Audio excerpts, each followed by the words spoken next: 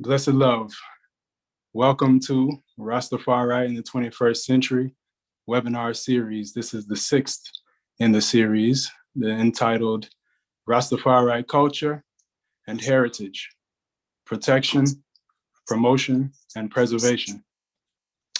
I, the African Rastafari New Faculty of Overstanding, welcome you, and we give thanks for your presence here. We give thanks that you take the time out to be with us to discuss these most pertinent issues affecting the Rastafari movement and paving the way, setting the path for the future of the Rastafari movement.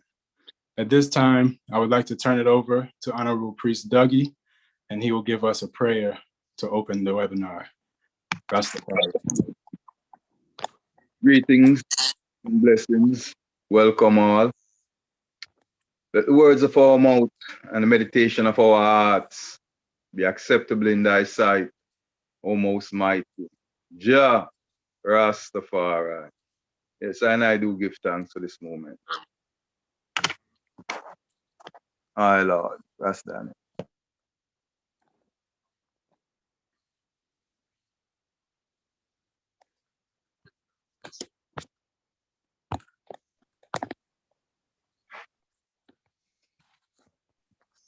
Daniel. Yes, I. Blessed love. So give thanks. Our opening speaker is not on at the moment. So Honorable Priest Dougie, if you would like to possibly give some opening remarks or begin the panelists, however you choose to go forward.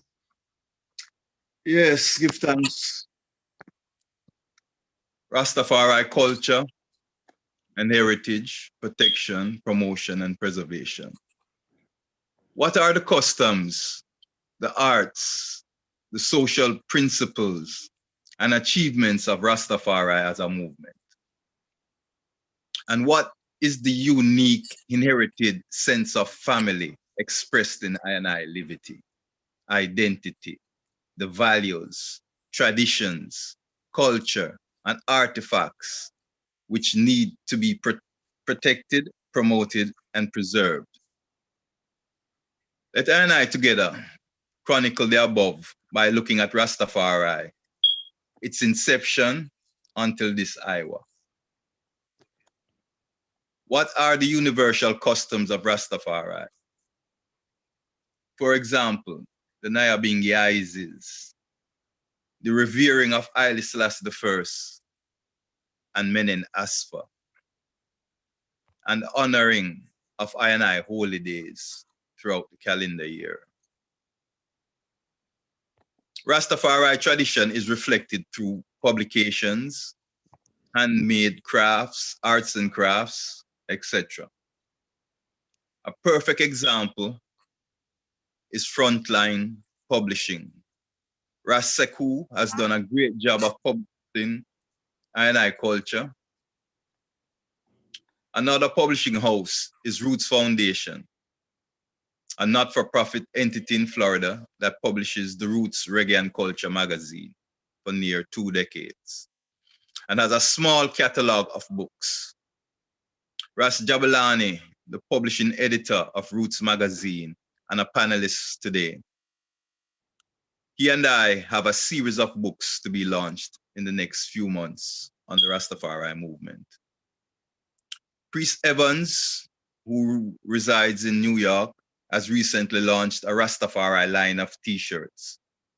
Rasai by Tafari has a new album of Rastafari chants. And the EWF is producing Rastafari banners while calling for I to boycott the Chinese-made dragon-looking emblems that is widely sold on the market today. None of this is new. I are only carrying on the traditions started by the Honorable Prophet Marcus Garvey and I ancients. What are the foundational principles of Rastafari? One being Haile Selassie I and Menen Asfa are divine beings. Locks are a symbolic covenant between an individual and the creator worn by Rastafari. Ganja is a sacrament of Rastafari. Rastafari queens adorn themselves in humble but queenly apparel, such as especially when attending Isis. Rastafari man grows their precepts, beard, as a symbol of wisdom. The Rastafari diet consists of fruits, vegetables, herbs, and roots.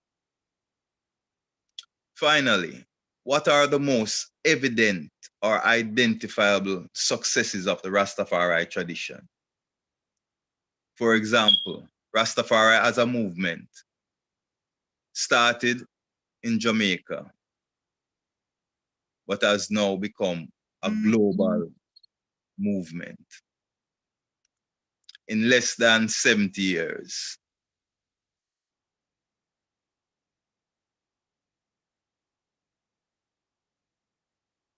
These successes need to be highlighted so I can see the power of our culture and expressing our culture, promoting our culture, protecting our culture, preserving our culture. For it expresses a way of living. I would now like to introduce the first presenter of I final fact-finding webinar, the Honorable Ras Frankai. Everyone knows Ras Frankai. He's an ancient ambassador of Rastafari who lives in the islands. He travels extensively, representing I. And everyone knows his historic speech, to the organization, the States of America. That was a very strong representation in a time when Rastafari voice has been silent. So it was a very wake-up call for I. And I give thanks and, give thanks for the presence of the man and the man taking his time out of his busy schedule to be a part of this discussion. So without ado, Ras Frankai, the floor is yours. Rastafari. Rastafari, greetings and blessings, honorable family. Giving thanks to the platform that I've been enabled to address in all total humility. To say glory into word, glory into sound, and glory into the irates and power of His Imperial Majesty Haile Selassie I, and Empress Menen, that duality representing the dual cosmics of the iration, leading forward I and I as a people. And giving thanks and praise and homage to our ancient ancestors, those who have trod the road of Rastafari, the road of righteousness, and cleared the path that I and I might continue upon. It is to their memory and to their support of the ancients that I and I owe our present existence. Yes, in preserving the Rastafari culture and establishing the Rastafari culture, in any look at an examination of Rastafari culture, praxis, and existential realities, I am guided, and I feel that the entire nation and community should also be guided by the speeches of His Imperial Majesty. In many instances, one finds that as if they address specifically to Rastafari as the representatives of the continuation of the African tradition here in the West and in diaspora and throughout the world, really. And so allow me to just quote from one such speech and be minded that I might even be referring to other speeches as I go along in this short discourse, maybe in just outlining some of the parameters for which further discourse and further investigation can continue. This speech from His Imperial Majesty is one of the very important ones, as it speaks to the necessity for I and I to assume a great responsibility. We must look into ourselves, into the depths of our souls. We must become something we have never been, and we must become bigger than we have been, more courageous, greater in spirit, larger in outlook. We must become members of a new race, overcoming petty prejudice, owing our ultimate allegiance to the human community. As this applies to and refers to I and I, the upkeepers of these African traditions, the upkeepers of the traditions of righteousness, I and I see a great obligation that has been bestowed upon I and I to become members of a new race, overcoming petty prejudice and owing our ultimate allegiance to the human community. Words of His Imperial Majesty, Hail Selassie, Hail Selassie I, Hail Selassie I. Rastafari represents, in the words of one of our iconic ancestors, Ras Kumi, Mortimer Planner, a new faculty of interpretation, a new way of looking at the reality that we were born into in the early part of the 20th century, namely the colonial oppression and the white supremacist ideology that had been assumed as the major part of the thinking of the Western world and the world into which I and I were born, and which, you know, Africans in this diaspora found themselves. This new faculty of interpretation then is what Ras Kumi had positioned Rastafari as a look and a relook and a rethink of the existential, political, social realities that we had been ascribed in that early part in this diaspora of Africans. It represented a radical departure from that white supremacist hegemonic philosophies that had prevailed at the time. And in this sense too, was typified by the establishment and the writings of one of the early publishers of this faith, namely Gungu Maharaj, Leonard P. Howell, Leonard Maharaj, and his establishment of the pinnacle community, which in many senses represented the cultural life and thinking of Rastafari in terms of cooperative economics and in terms of establishing a Black supremacy ideal as we look to the Emperor, His Imperial Majesty Haile Selassie, as the divine representation in our times. This aspect, of course, is the major, perhaps, tenet of the Rastafari thinking, namely the divinity of His Imperial Majesty. But there were other aspects too, as some of the writers on Rastafari have pointed out, that went directly against the thinkings of the time.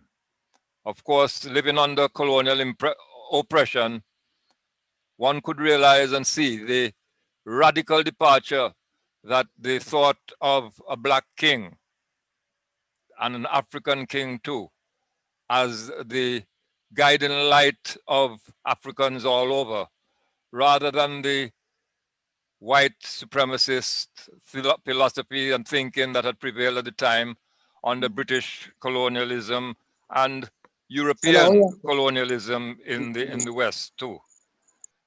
So Rastafari represented this departure then from the thinkings of the time, the white supremacist colonial oppression that had prevailed, the subjugation of Blackness and Africanness into, you know, the bottom of the pile, so to speak, and the exoneration of whiteness as the ideals to be pursued, either in a political religious or social context. Rastafari also now, in terms of positioning it in these present times, must be seen to as not a static presentation of a philosophy, but a philosophy and a thinking and an outlook that was revolutionary in that context, but also evolutionary in this dynamism as it positioned itself to deal with the changing realities of the times, the growing lobby and radicalization of the black masses in the diaspora, etc. And the realization that although slavery or African and chattel slavery had been so-called abolished, that the Africans in the colonized areas to a large part had achieved so-called emancipation, it was really a very hollow liberty that had been given to the African masses. And so it is then that that aspect of the Rastafari culture, the Rastafari thinking and the perspective shows a dynamism in its changing to evolve as it moved from a more spiritualist context then and expressing on the Marcus Garvey political outlook a spiritual heritage and an African sensibility that I think went beyond what Marcus the prophet had been expressing. The other aspect, of course, of Rastafari in these times as it has moved on has been the internationalization, globalization, if you wish, of the Rastafari communities, the Rastafari thinking, as it has moved throughout the Eastern Caribbean, throughout the Americas, and very consciously and very significantly also on the African continent, not only in Ethiopia, but in South Africa, Ghana, Nigeria, and all the different aspects and different nations within and on the African context. Rastafari then being seen as not a only community expression, but moving towards what one could capitalize as a nation. As we look at the word internationalization, it's not only expressing that it has moved beyond the Caribbean, where it might have seen its initial genesis, beyond the Americas, where it has seen a great spread, and into the African continent too. It's not only that the spread of the philosophy of the teachings and of the expression of Rastafari, but the nationalization aspect that I think is what is a present reality that I have to regard and to look into. One of the aspects, of course, of Rastafari culture has been the use of the holy herb as sacrament, which one of our writers, one of our thinkers, Ras Jelani Nair, has positioned cannabis as a prayer ritual, within the Rastafari. And cannabis becomes and gains that centrality and importance and significance, not only as a prayer ritual, as Dr. Jelani points out, referencing the way that the prophet Bob Marley, Ras Bob Marley, had also indicated in his I must have Kaya now, or excuse me while I light my spliff, as he moves into a more meditative area, into a prayer area then, by and through the use of cannabis. Letting us examine then the whole question and meaning of prayer in this context. And I'd like to posit that prayer has to be seen as an invocation of the irates of the Most High into I and I. And when this is done in the communal context then of the Rastafari sacramentalization of cannabis, we can see the great power that it holds. But cannabis also too, especially in the Jamaican context, as they saw the development of the herb camps throughout Kingston and other parts of Jamaica, and might have been seen also too in other areas where Rastafari occurred, sprang up, and existed. It was in these herb camps then that the reasoning on matters of world affairs, of matters pertaining to our own communities and existence here under colonial oppression during those early parts of the 20th century.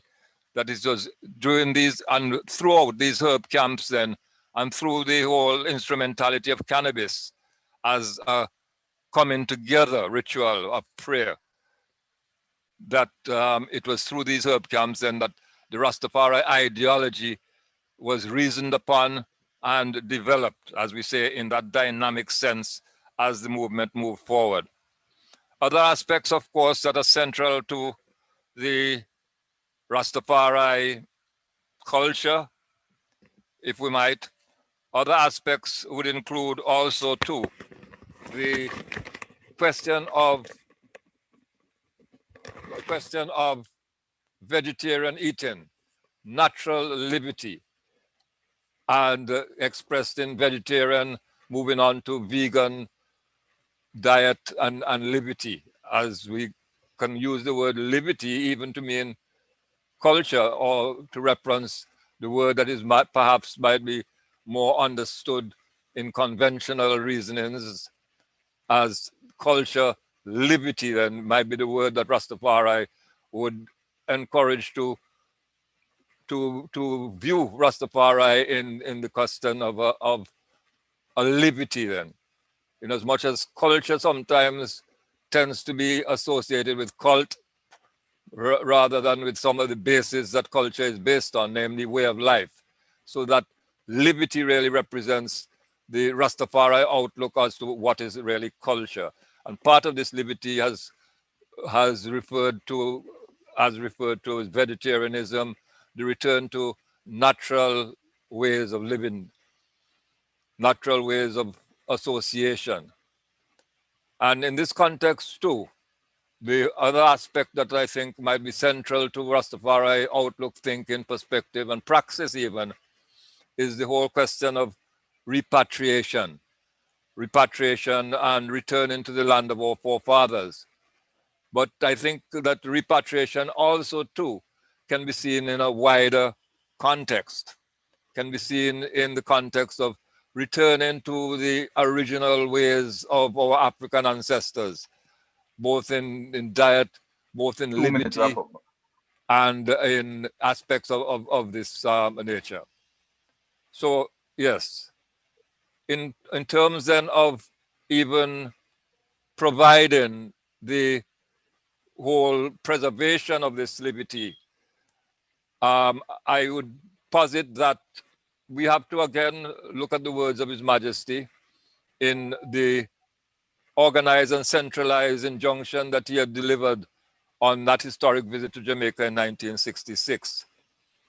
And in this context too, if I can have a biblical reference, I'll reference Psalms 2, which points out from the psalmist David as the destruction of the Rastafari thinking and of the thinking of natural man, of divine man, and the destruction of their communities, but also pointing to the need to restore these communities, such as the Pinnacle construction. And in establishing these strong communities, or some have put it communities, we can formulate the planks then that can go together to make a strong Rastafari nation. Obviously, as we know, and has been stated in the speeches of His Majesty also too, this community, this coming together is not an easy one, but yet we must not be despaired by the context and the feeling that nothing is being achieved, because inevitably it will be a slow achievement, but it is one to which I think that I and I, as Rastafari, have to maintain and move towards. As we see these establishment of these strong communities then as the pillars of a strong nation, but also as the entities that can deal on the international context, as I and I, as a nation within outside Babylonic nations, obviously will have to interpret and to deal with these. So it is then that I might end on the question of Psalms 2 and another little speech from His Majesty, just excerpting some of the aspects of that particular speech, where he points to the material and spiritual progress which are essential to man, and that we must ceaselessly work for the equal attainment of both. Only then shall we be able to acquire that absolute inner calm so necessary to our well-being. And there he shows too that the mystics have already stood for the fellowship of humanity, while the different religions in their historic forms bind us to limited groups and militate against the development of loyalty to the world community. The mystics have already stood for the fellowship of humanity in harmony with the spirit of the mystics of ages gone by. And this is to, again, point Rastafari towards that spiritualist context of which I referred to, and the need for material, physical, and spiritual aspects to be attained in harmony and together. So with these words, I give thanks for the address and for allowing me on this august platform amidst the Rastafari scholars who have begun and have added to the literacy and the writings that have abounded in recent times on Rastafari. Giving thanks, my brethren and sisters, my family of Rastafari. Yes, Bongo Frankai. Yeah, man, we give thanks. Yeah. I run through a chronicle of I culture. You know, the liberty, that word which the I really highlight, is very important. Because I do even spell it like how one would think. It's not L-E, it's L-I. You know, liberty is I create the definition for that word. You know, it means, as they rightly say, culture.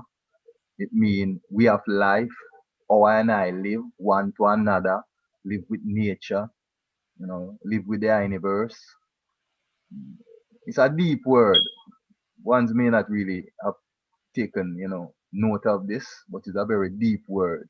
And it shows you how deep Rastafari is, you know, where I meds coming from, you know, how I ancient really, how deep they were, you know, to come up with such a word.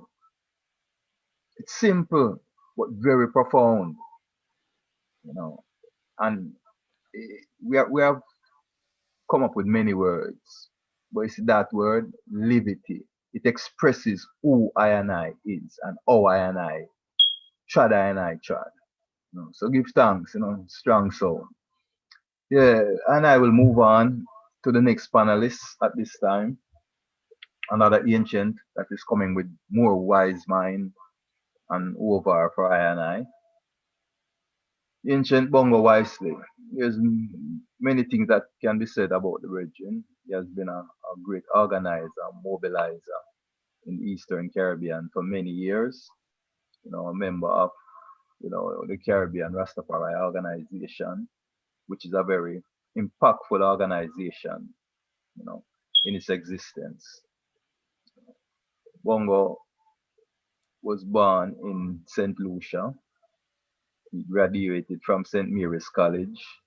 He went to agriculture school in Jamaica, where he set up Liberty, you know. And from that time, you know, he has been a part of many of the conferences and gatherings, universally seen, making his voices heard and his liberty known.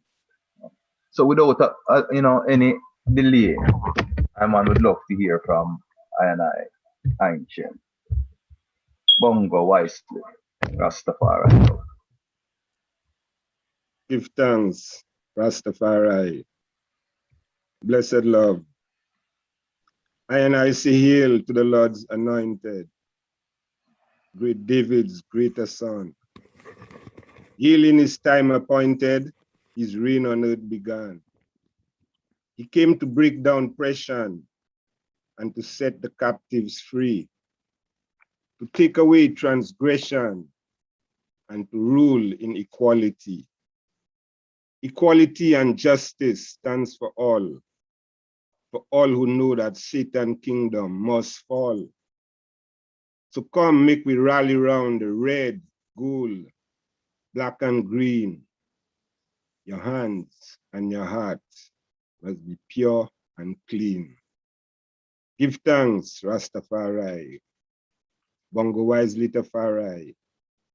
Yes, I greet thee, I them in the name of Kadamawi, Haile Selassie, and Empress Menen Asfa, balance in creation, father and mother of Irisha.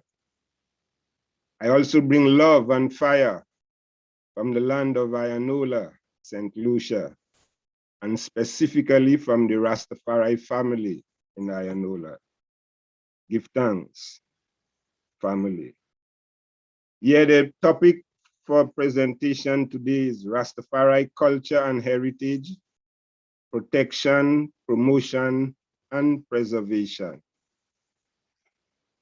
Before I start, I would like to define the terms culture and heritage. Culture, according to Wikipedia, the customs, the arts, social institutions, and achievements of a particular nation, people, or other social groups. But within our context today, we're dealing with the Rastafari nation, or the Rastafari culture. As King Frankai said, it's the Rastafari levity or the Rastafari way of life, all and one in the same. Heritage. Heritage refers to the practices or characteristics that are passed down through the years from one generation to the next. For example, in researching your family tree, that would help you to gain a sense of your personal heritage. Rastafari. The Rastafari culture and heritage is so diversified, at the time allocated here today will not do any justice to the topic. And for that reason, I would like to focus my presentation on agriculture, agreeing with the culture, Rastafari. I would start off by quoting His Divine Majesty, Emperor Haile Selassie on agriculture. And I quote, "A country and a people that becomes self-sufficient by the development of agriculture can look forward with confidence to the future, because agriculture is not only the chief amongst those fundamental and ancient tasks which have been essential to the survival of mankind, but also ranks first amongst the prerequisites to industrial and other developments," unquote. Rastafari. As Rastafari people, as a Rastafari nation, the type of agriculture that I promote is one which is known as sustainable agriculture. And I must say that it is a must that I protect and preserve the art of sustainable agriculture. But what is sustainable agriculture? Sustainable agriculture is a farming system which aims at protecting the soil's capacity to regenerate nutrients lost when crops are harvested. That regeneration is done without depending on off-farm fertilizers, but strictly on on-farm fertilizers. And when we speak of off-farm fertilizers, we refer to the commercial fertilizers which are being sold in the stores, which are manufactured or processed in a factory. whereas on-farm fertilizers would refer to fertilizers which derive from the farm, the byproducts of the farming in itself. And one thing which first comes to mind is compost. You have vermicomposting, you have compost tea, and you have the natural compost. All of these are on-farm fertilizers. Compost is made by decomposing organic material into simpler organic and inorganic compounds in a process called composting. As I said, in vermicomposting, and there's vermicomposting where earthworms are utilized to enhance or to hasten the decomposition of organic material into that simpler form where the plants can make use of it. Compost tea refers to the natural compost, which is soaked in water, and the water is now collected and fed to the plants through foliar feeding on the leaves. The process of composting, the process of composting recycles various organic material otherwise regarded as waste products. A good compost is rich in plant nutrients and benefits organisms. In the soil, you have beneficial organisms as well as detrimental organisms. Some of the beneficial organisms would include bacteria, fungi, insects. Some of them cannot be seen with the naked eye. You would need a microscope to examine some of those organisms in the soil. Some of the detrimental organisms in the soil, for example, the mole cricket. Mole cricket lives in the soil, but the mole cricket feeds on the root of the plants which you've planted in the soil. So in no time, if your soil is infested with mole cricket, after you've planted, you would see the plants just wilting out, and you may be wondering whether it's lack of water in the soil or anything. So no, it is because those detrimental organisms in the soil have already destroyed the root of your plants. You know, so they are both beneficial and detrimental organisms in the soil. Also, the regenerative capacity of the soil depends on the numbers and kinds of organisms that live and die within the soil. Yes, a number of the organisms we see are alive in the soil, and even when they die in the soil, after decomposition, they become available as nutrients to the soil. Sustainable farming is the key to a better future. Promoting sustainability across the farming value chain guarantees increased food production capacities as well as an active environmental protection within the soil. Sustainable agriculture is considered to be farming for a better tomorrow. Now, if we are farming for a better tomorrow, it means that we are not just farming just for today. We are thinking of generation and generation to come. So we must be mindful of the soil, the conditions of the soil, because the soil is the source of life. Soil quality and balance are essential to the long-term future of agriculture. Within sustainable agriculture, we feed the soil and not the plant. The soil is what is being fed. In commercial agriculture, you find people would give you most of those fertilizers and tell you it would feed the plant. But within sustainable agriculture, we feed the soil with composting and et cetera, and then the plants would then now feed from the soil. Rastafari.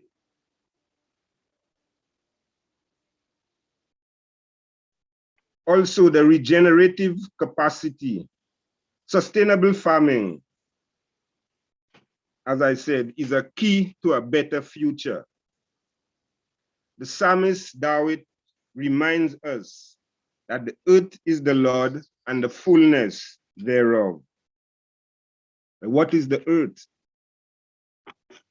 The earth is the third planet from the sun, geographically speaking, third planet from the sun. And some people, some scientists consider that it is the only astronomical object known to have a life, although of late, evidence that life exists on other planets has been promoted, you know, so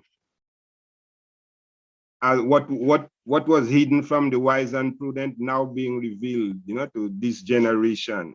So when they said that the earth was the only astronomical object with life, now they have proven that there's life on other planets as well. In the earth, 29.2% of the earth comprised of land, which is divided into continents as well as islands. Like we have the African continent, we have the European continent, the Asian continent. These are continents, and then islands like the Caribbean islands, Pacific islands, etc. You know, 78.2% of the earth is covered with water, be it fresh water as well as salt water. Salt water, like in the sea, some lakes are salty as well. But fresh water refers to the rivers, springs. You know, you get your fresh water from the rivers and springs.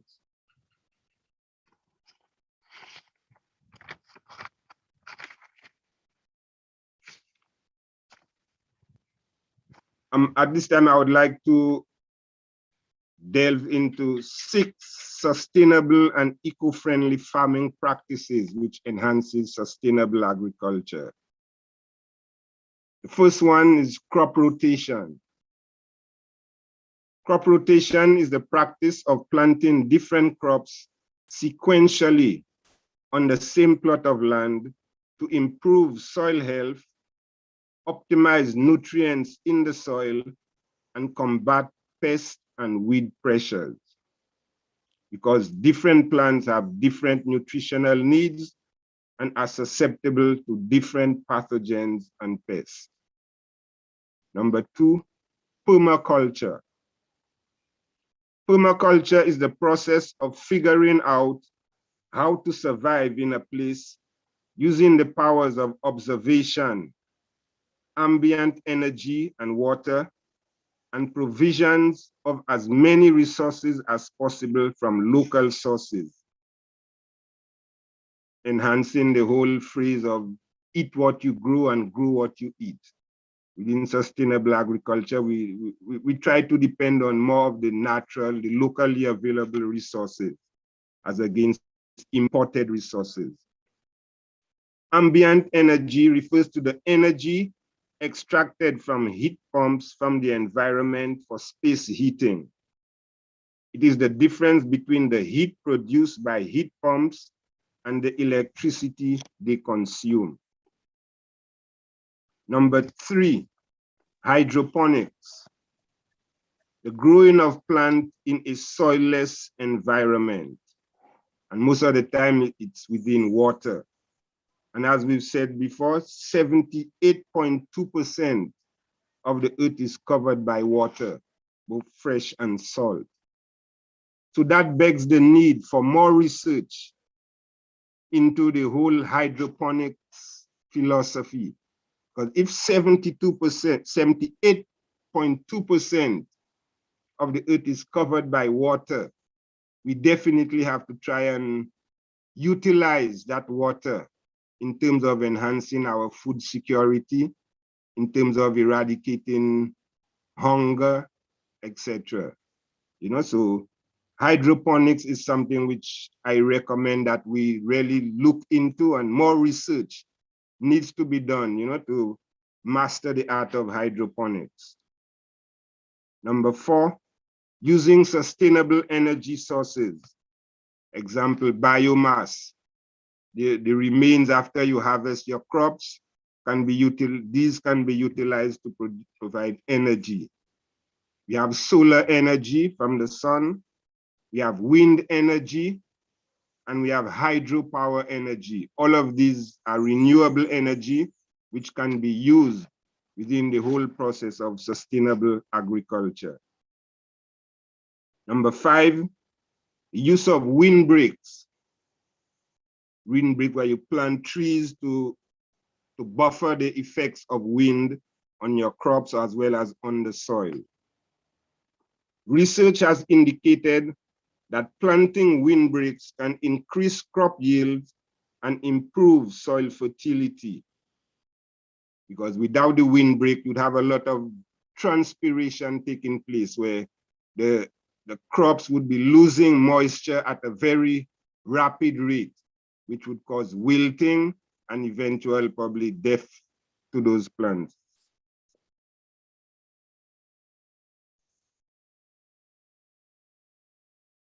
The next, number 6, would be seed banking. Seed banking helps in the protection and saving of plant genetic diversity. Species extinction due to normal and natural disasters are undeniable and a serious threat to our planet. Because once they are gone, they've lost forever. Seed banking allows for faster recovery from an environmental or natural disaster that can strike anytime and anywhere. Every day we hear about oil spills, wildfires or forest fires, hurricanes, earthquake, flooding. These events can lead to huge losses of plant life very quickly.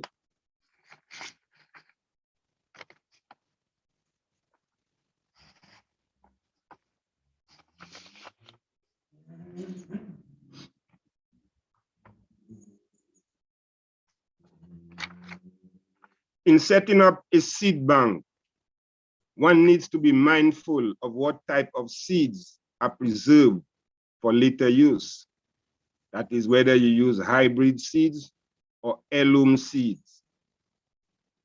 What are these? Heirloom seeds, these are seeds from open pollinated plants, and they pass on similar characteristics and traits from the parent to the child plant. It also refers to the heritage of the plant. Seeds from a plant that has been passed down from one generation to another, carefully grown and saved because it is considered valuable. Hybrid seeds.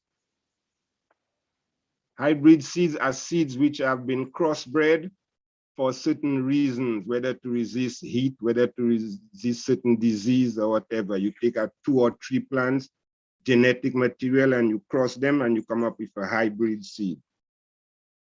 The problem with hybrid seeds is that they cannot be used for reproduction. If you take seed from a plant grown from a hybrid plant, chances are the seeds would be sterile. And if you replant the seed, it would not grow. Or in cases where they grow, they would give you something totally different from the parent crop. Non-hybrid seeds come from plants that are naturally pollinated. Non-hybrid seeds will produce plants whose seeds will produce more plants that look the same as the parent plant.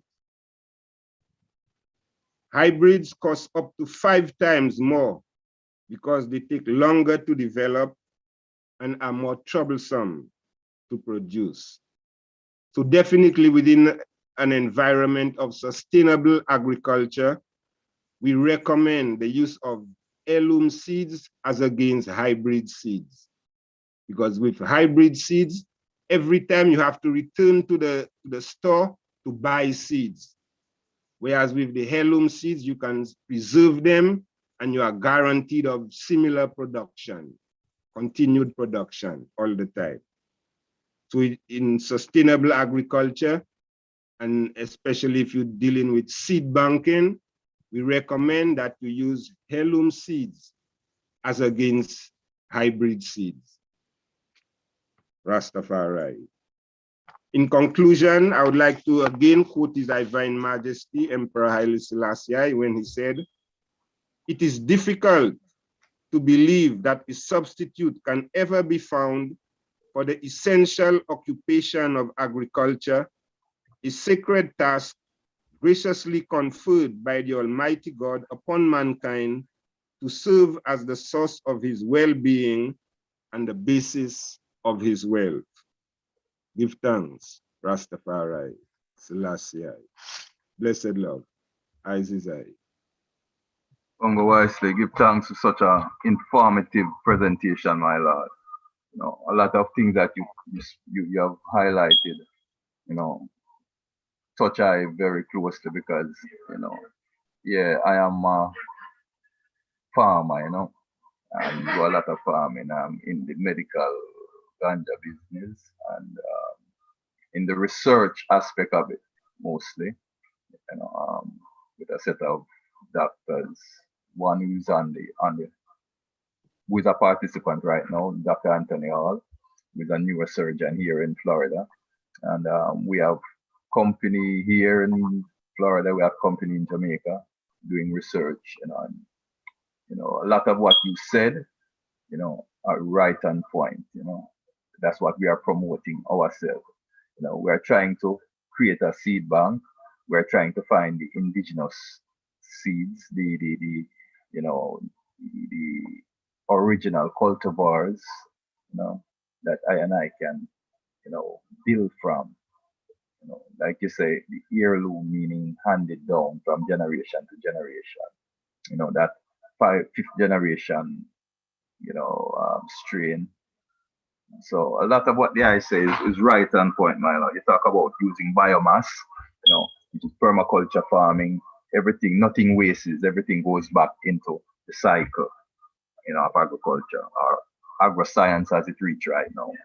You know, see, you talked about not feeding the plant because you don't feed the plant. You understand? You feed the soil, and the soil now feeds the plant. That's why the plant have roots. That is what it used to eat and drink. So it does take certain amount of nutrients through the leaves, you know, through the pores in the leaves, you know, foliage spraying and stuff like that. But the main sustenance comes from the soil. So yeah, I was right on point, my lord. Hydroponics, you know, in the ganja world, you know, there are ones that specialize in hydroponic growing, you know, growing the plant in water, feeding it the nutrients that it needs through a feeding system. You know.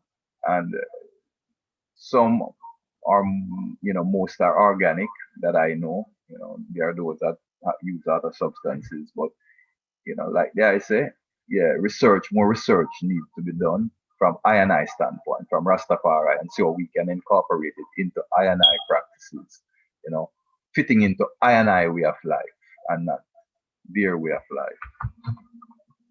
Sustainable energy, very important, you know, very important. Sustainable energy, wind, solar, water, you know, sustainable. Those are constant. You know, instead of digging up the earth and sucking out the veins of the earth that was put there for a reason, you know, just provide I with the natural sources of energy, and I just need to harness them and make them usable. So, totally agree with I on all levels of that, my lord. Seeing, again, wind breaking, knowing where to plant, you know, how to line up your crop, you know, planting, you know, by the mountainside to shield certain things, planting certain trees as a barrier or a berm to keep certain elements off of your plants and so forth. That's wise planting. That is how the sage is planted, you know, knowing which direction you have your constant wind flow from, so you know how to set your farm, which direction to plant your plants and so forth, and especially what crops to plant. So love all of that. Hybrid, you talk about the hybrid seeds, we can't turn back the hands of time, but we can preserve what we know. So I totally agree with that. Most herb, most ganja that you're getting right now is hybrid. Yeah, it's hybrid. Very few farmers have the love and the reverence for it, like I and I as Rastafari. And I and I is not the only farmers in the business. Majority of the farmers are just people in there for money. See? So they don't care about certain things. They care about creating a trend and an impression, and they have done that on the youth. It's a ganja culture, just like how they created this grabber business that is hazardous to the health, and have all of the youth them smoking them herb in grabber and all of them things. They create those trends because those trends feed their pockets. See, so you have all of these hybrid herb now all over the place. You rarely can find an original, even if it's an hybrid, but close to what we knew. You understand? Hearing all kind of figures, all kind of 25% THC and all these things. And when we were growing up, THC never passed 10, 17 we hear 17 is super. So yeah, give thanks Bongo Wisely. Very strong presentation, my lad. Very informative. Without ado, we're moving on. The next panelist is Iman Bridgin, Bonafide, my brother, my bigger brother. Feature a lot, and we have done a lot together. And I can stay from now to when speaking of this Bridgin. But let me just round it up. Yeah, he's the vice president of Roots Foundation. He's a publisher, publishing Roots Reggae and Culture magazine for decades now. He's a researcher. He's an author. A farmer. He's a farmer. He's a multimedia specialist. I mean, man, wear many hats. We come out of the field in the afternoons and we go on the computer. Many hats, man, wear. But yeah, this is the man behind Roots Reggae and Culture magazine that has been on the market and remains the only hardcover magazine right now, of Rastafari. See, everything else has either gone to the wayside, struggle to get them out, or them gone virtual. And I remain hardcover that a man can put it on himself, a man can pick it up and give his son. Years to come, it's there like a souvenir. See? So without any delay, Ras Jabalani, the floor is yours, my brother. Yes, Rastafari family, greetings. I hope this webinar finds everyone in good spirits and in good health. And I also say greetings to the esteemed panelists who went before King Frankai and Bongo Wisely. I agree and endorse everything they've said. So to jump right in order to protect, promote, and preserve Rastafari culture, I need to represent ourselves in all our endeavors and in every facet of I liberty, from governmental to cultural. And I'm going to repeat that before I come down from this platform. I need to represent ourselves in all endeavors and in every facet of I liberty, from governmental to cultural. So what is culture?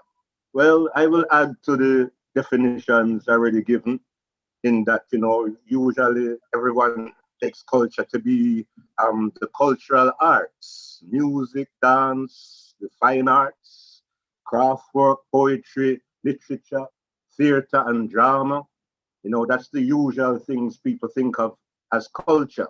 But culture is everything in I liberty. How you eat, how you walk, how you dress, the clothes you make, that's all part of your culture. The politics that you follow, the economics that you engage in, the agricultural perspective that you take in life. That's all culture. People might wonder how Bongo Wisely was talking all of this agriculture, agriculture, agriculture, agriculture. Hear it in the name, agriculture. It's part of our cultural way of life, how we as farmers and people fed ourselves and sustained our families and our tribes and our nations and our civilizations. It's part of who we are. So even though agriculture today is moving more towards being also agro-science, because we can be more precise, all of what you heard Bonga Wisely and Priest Dougie just said a while ago is like a more scientific analysis and approach to agriculture. But of all the industries, and every industry is important in a civilization and in a nation, but I would say agriculture comes first. If you can't feed yourself, you're not really fully independent, and you won't be having a sustainable lifestyle if you can't feed yourself. So agriculture first, and then all the other industries in lockstep, right there. So Bonga Wisely talking all of that agriculture was right on point. And I also agree and endorse what he said. And again, more about today, more of our young people and even some of the older people, we're doing everything but growing things in our backyard, in the front yard, out in the media and in the streets, in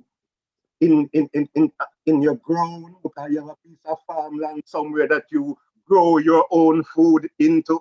We're moving more and more and more away from that today. Well, we should be moving more and more towards it.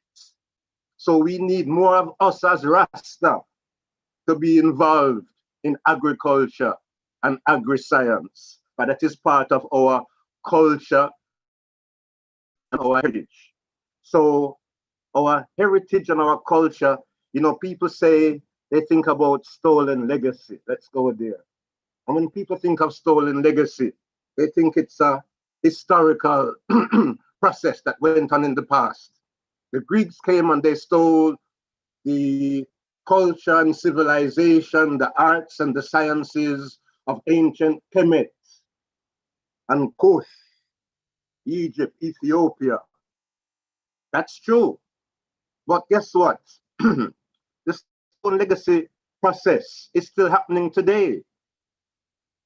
Right now, Africans, Black people in America and all over the world, we are the ones setting the trend with the music and the dance and the clothes and all of this. And if you're not careful, the ones who are promoting and carrying it on, other ethnicities and people, they get the credit if we are not careful. Rasta especially is in danger of losing ownership of our own culture and heritage. Why?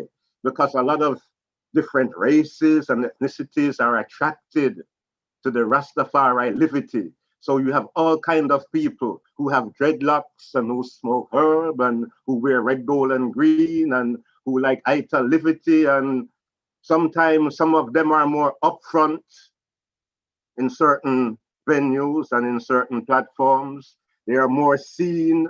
They might be more proactive and take a more leadership role. So people start to think, oh, maybe they're not sure. What is Rastafari? Professor Mikey Barnett was in Africa at a conference in Ghana a couple of years ago.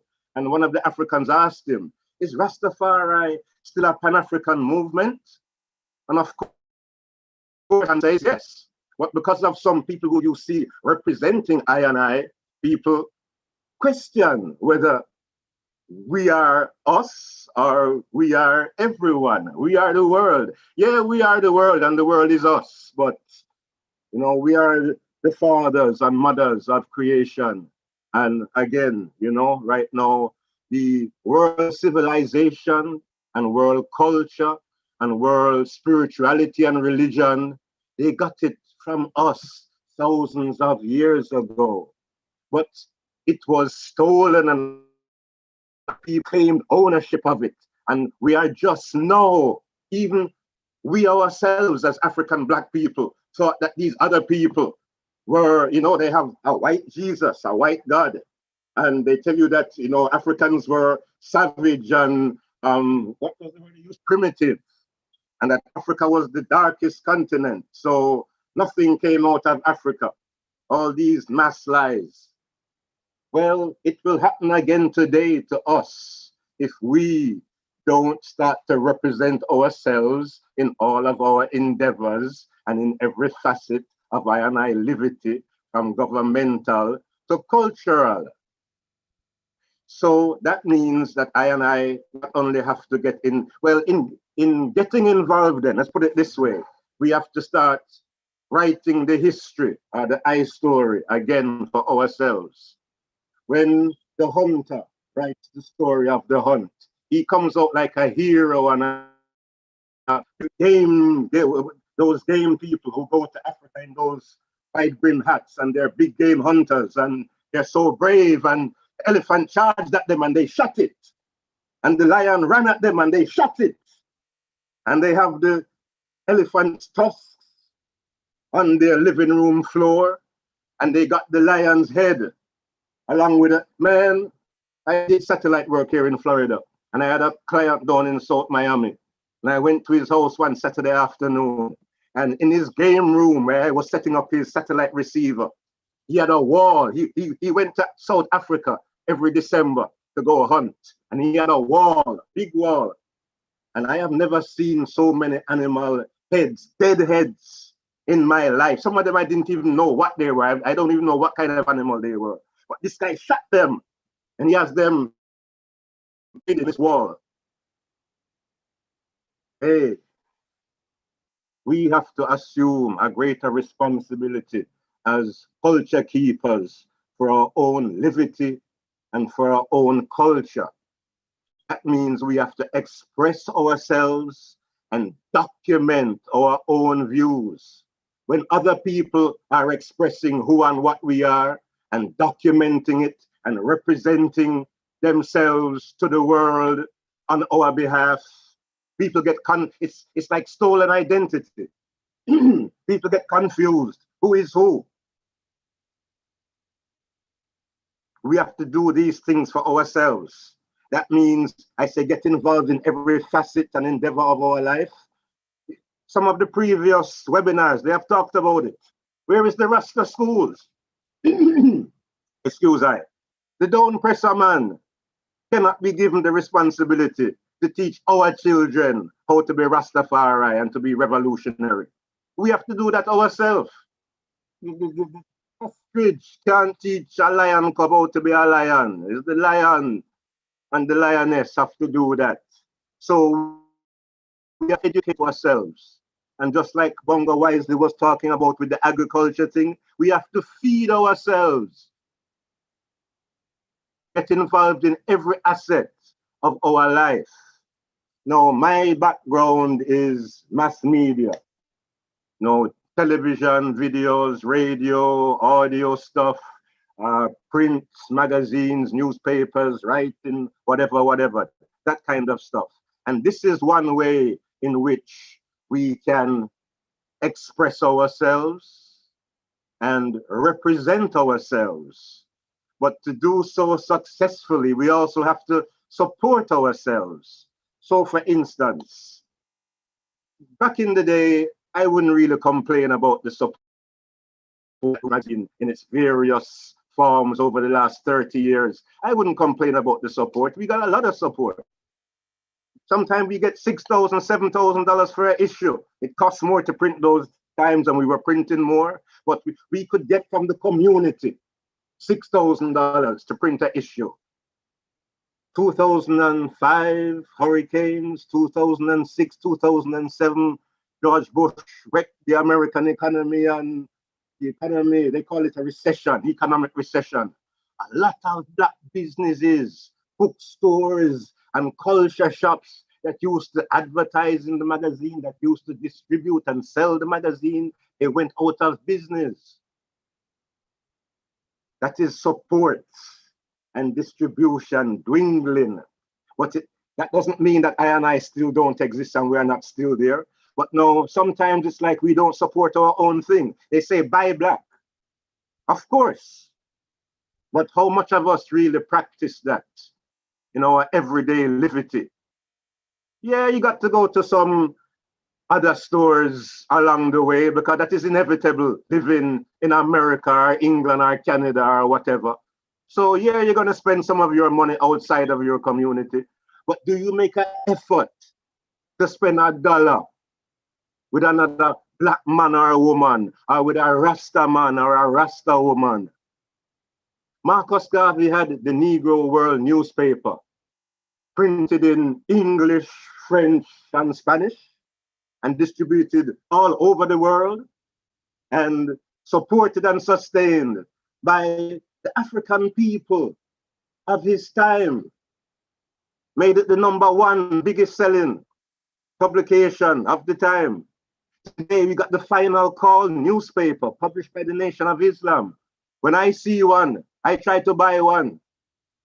I am not Nation of Islam, but Nation of Islam is still black people trying to do their thing in a Babylon foreign world. So I support them, and for my $1, Final Call costs $1. For my dollar, I get a ton of great information, a lot of which you won't find anywhere else because the regular newspapers and such ain't printing the stuff that the Final Call prints. So you're getting good information and you're supporting a black organization and black people. Well, that is what we as Rasta need to do with our own publications and with our own radio shows where they exist, and with our own TV shows where they exist, and with our own, if you're online, if it's online or an online TV or an online magazine, we need to be subscribing and supporting to keep those activists who are doing this economically sustainable. Because if we don't support ourselves, then who will? I went to an Indian store. There's some East Indian I'm talking about. There's some East Indians have their own stores in America, in New York, here in Florida. The Chinese have their own stores. And when you go there, you see how, when you go to the China man store, you see a whole bunch of Chinese people come there and support it. And a whole bunch of Chinese foods and stuff that we don't even eat. But some of the stuff, you know, we find stuff that we maybe partake in there. And then there's a whole bunch of other stuff that we don't partake in, but they do, and it's there. And they come and they support the stores, and the stores are doing good.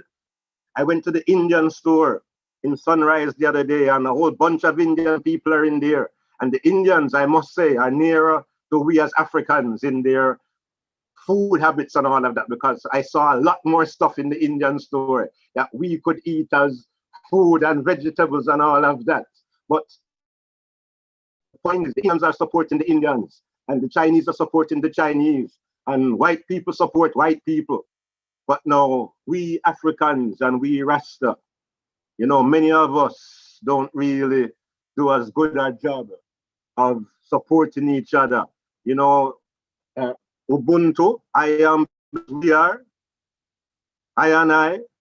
That means we have to be your brother's keeper and your sister's keeper. That means we have to support each other. How do you know a real friend? A friend in need is when you find out who the real friends are, because some people don't want to see you when you have a problem and they have no helping hand to stretch out. But you're real, you will see him when you are in dire need, because he or she will be there to help you, because we are our brother and our sister's keepers. So we have to start to live this. The Rasta Creed said, let the hungry be fed, let the naked be clothed, let the sick be nourished, let the aged be protected, let the infant be cared for. If someone has to do that, for the hungry person, and for the naked person, and for the sick and infirm, and for the elder that can't take care of themselves, and for the little baby that don't know nothing, innocent. Is someone in the scripture. Christ said when Christ was keeping out some people out of heaven, and him said, boy, when I was sick, you didn't feed me. Or when I was hungry, you didn't feed me. And when I was needy, you didn't feed me. The guy says, but Lord, when did I do that to you? To the simplest of one that is out there, and you didn't help them. You did it to him, because we are all each other. We're all of the same blood and the same flesh. Yes, So you don't have to. My favorite parable is the Good Samaritan. Because the essence of that story is that your religion, or whatever you claim your religion to be, doesn't matter. It's how you live your life. Are you helping people? The Samaritan and the man who did get beat up by the robber was two different religions, but the Good Samaritan going on about his way stopped and picked him up and carried him to somewhere where he could get TLC, and came back to check on him, etc. That is real love. Whether you're a Muslim, a Christian, a Jew, a Rasta, whatever. When the person next door to your house is on fire, does you have to be a Rasta man or a Rasta woman for you to try to run next door and save the little old man what live over there and save the baby? No, those things don't matter. So we have to start to live our creed more. That is part of protecting and promoting and preserving our culture and our heritage. Because if we don't do these things for ourselves, then again, they're going to come and take it away from us. So to finish off, I and I have tried to do what we can do over the time, publishing books. I have a book, A Rastafari View of Marcus Mosiah Garvey. Priest Dougie put out a book, The Philosophy and Opinions of the High Priest. As he said, we print the Roots, Reggae and Culture magazine. I and I have kept live events. We kept what you call that now? We kept an exhibit for the 100th anniversary of the UNIA in 2014 here in Fort Lauderdale at the African American Research Library. We put together a 50th anniversary exhibit for the 50th anniversary of His Majesty's visit to the Caribbean in 2016. Put that on at the university in Jamaica. So we have been trying to do our little bit to protect and promote and preserve the culture and to represent and speak for ourselves. But again, we need more brethren and sistren to be writing books and to be getting radio programs. And if you are a musician, writing conscious lyrics like the message music of the 70s and early 80s. Give us some conscious spoken word and poetry. Give us some artwork with some subliminal, hidden, supportive messages for African culture and Rastafari culture. These are the things that I and I need to be doing. So again, I think my time is over because I got carried away. But I and I, in order to protect, promote, and preserve Rastafari culture and heritage, I and I must have to represent and express ourselves in all endeavors and in every facet of I and I liberty, from governmental to cultural. So that we have to feed ourselves and teach ourselves, and we have to get into sustainable agriculture. I will just cut it there. Give thanks. Yes, my brethren, my brother, give thanks to such a sound, Yeah, sustainable liberty, holistic liberty. That mere coming out of the brethren, I'm talking about a whole holistic way of life, where, we have to represent ourselves on all levels. Stop looking to do us to do for us what we should be doing for I and I self. Because that is what Marcus Garvey lesson was about. Being self-sufficient, being independent, that was what I and I elders succeeded in doing. they took the vow of poverty, not because they wanted to be poor and to wear sackcloth and ashes, but because they wanted to be independent from Babylon. So now I and I come gain, some tools that the ancient them never have. More education, more technology, more all kind of things. See? But we're not doing anything with it, as the Virgin said. We're not building as we should. We're not supporting one another as we should. You understand? A lot of the businesses that I see go out of business through lack of support. And I go to other places to support the same thing where I people them they provide the same service, the same items. See, I have to start to think about I reality. Look at how, like the Virgin said, look at how the other nations them function. The Chinese is a great nation. Remember, they were locked behind the curtain for 50 years or more, And them come out as late starter in the game. And right now, them is front runner. So, how that happen? Yeah, we're gonna say, well, slavery will be down and this will be down. And yeah, whole heap of thing will be down. But I also say I is gods and goddesses of the earth. So I need to rise above them trappings there. We need to burn out poverty now. We're not talking about no highfalutin lifestyle. We're talking about a sustainable lifestyle, a sustainable liberty, that we can pass on to I children and they can pass on to their children. That is what heritage is all about. Heritage is something that you pass on. And that's why we don't see I youth them gravitating as strong as they should towards this liberty, which is the greatest liberty I have experienced. No matter what, do all the studies you want to study. And I'm not telling you that other liberties are not fascinating. But you see that divine liberty, Rastafari liberty. There's so much to it. There's so much that we have gotten and given to the world. See, we need to now create for I selves, the community that I deserve and desire. We need to be able to take care of our elders then when they reach up in age. Our elders must have enough ones around them when they reach certain age. They're not supposed to be ailing and suffering one away in some little place. I have experienced several of my ancient them pass to them way there. Mother Miriam, the ancient empress, struggle through life when you hear her story, tears. Many of I carry them burden there. Yeah, we in a better time now in the sense of we have more tools. Yeah, Babylon is crumbling. We no business with that. That have nothing to do with I. That is their thing. See, we are Zionites. So we could build with Zion Rasta. The Zion, what we talk of, the vision of John seeing, the new heaven and the new earth and descending to, it's something we have to build.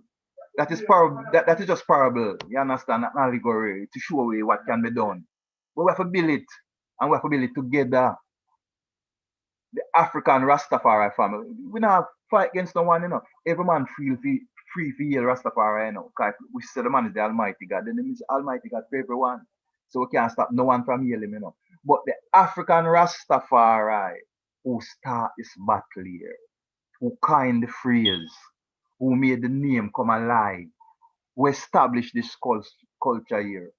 I need to do better. We need to start to construct for ourselves, what we have constructed for Babylon. Maybe not in the same way, but the same principle. Babylon have them all kind of things. We build it. Our blood, sweat, and tears build this. See? Let's take what is usable and build some better comforts for I family. Give I youths them hope. Give them an avenue to express themselves, to use the education where I send them to achieve. See? We have to do it. Marcus Garvey asks if we can do it. It is an absolute yes, we must have to do it. There is no retreat and no surrender. And we're not taking up prisoners. We're going straight to victory. You understand? We Yes, have to we leave can. a legacy for our children. Yeah. See?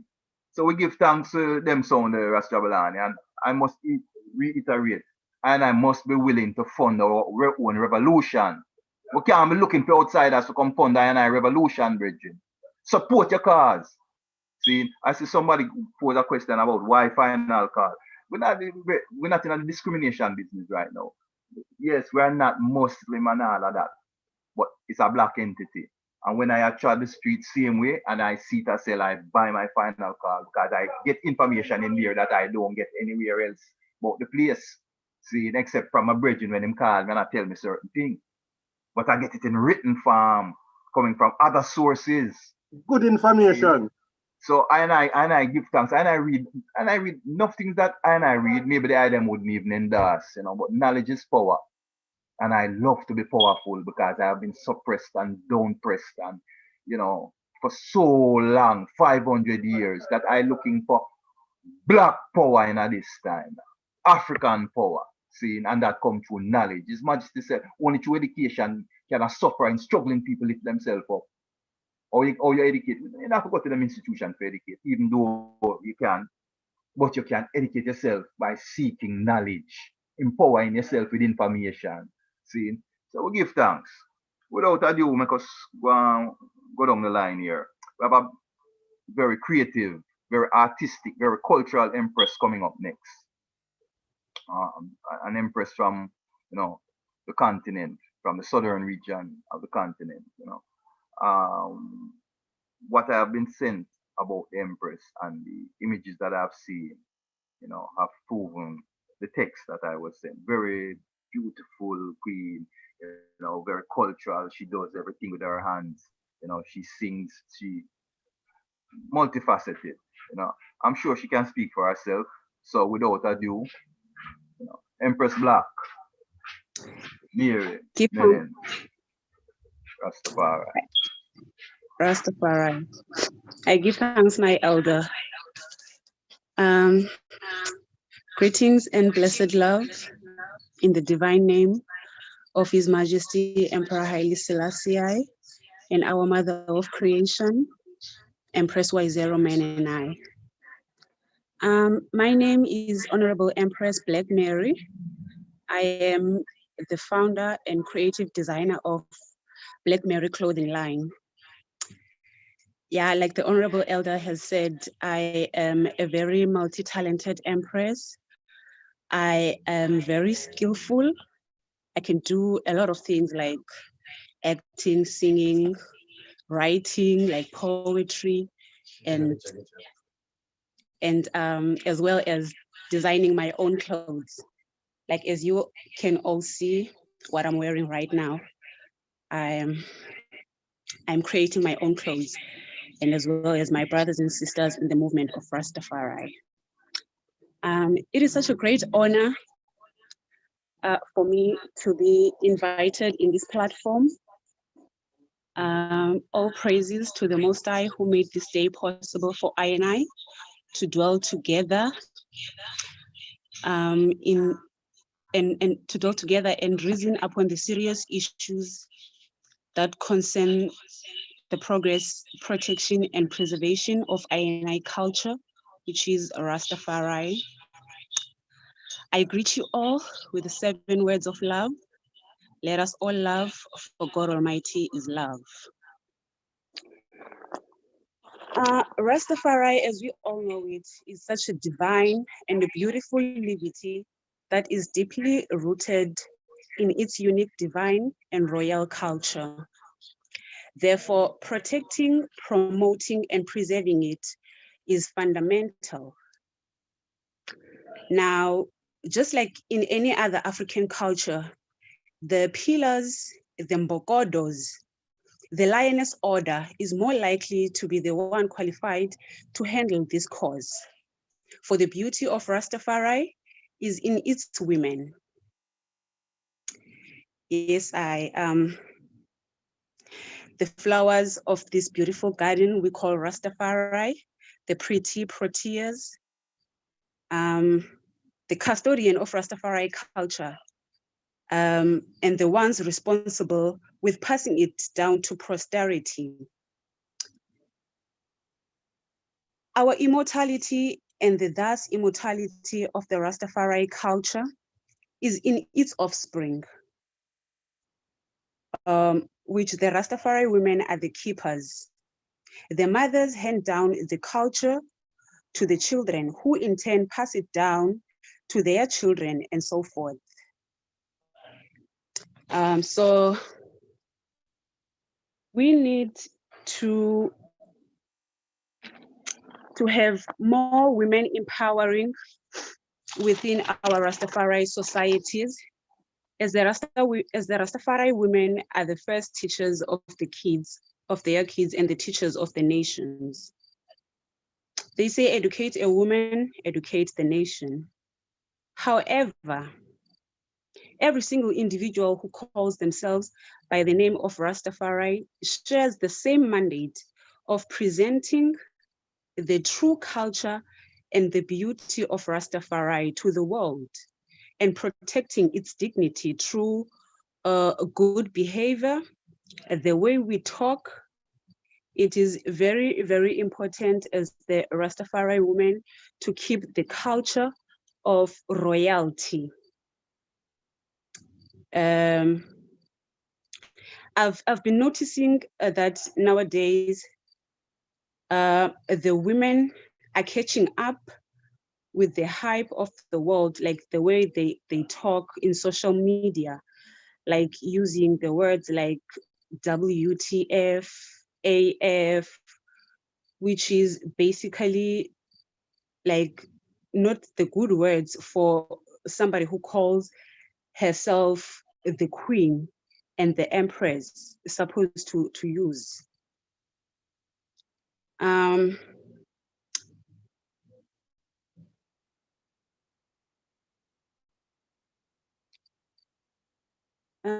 Yes, I I don't wanna say these words, but I think we all know what they all stand for. Like, for instance, if you may allow me to say it, like what the fuck and as the fuck, like when they saying something is beautiful, it's beautiful as fuck. That is not the way we as a Rastafari women supposed to present ourselves on public platforms like social media, you know. We are such a unique culture. We really need to keep at it, represent it to its fullness. Because as we all know it, language is very important as it is the doorway to culture. Therefore, I think we really need to create women empowering, like create job opportunities within a Rastafari movement, to avoid the pressure and the need for our people to go and work for Babylon. We really need to work for ourselves. Like the elders have stated before, that we really need to support each other as Black people, as Rastafari people. Like every other nation out there is supporting each other, like the Chinese are supporting Chinese. We also, as Black people, especially as a Rastafari people, we need to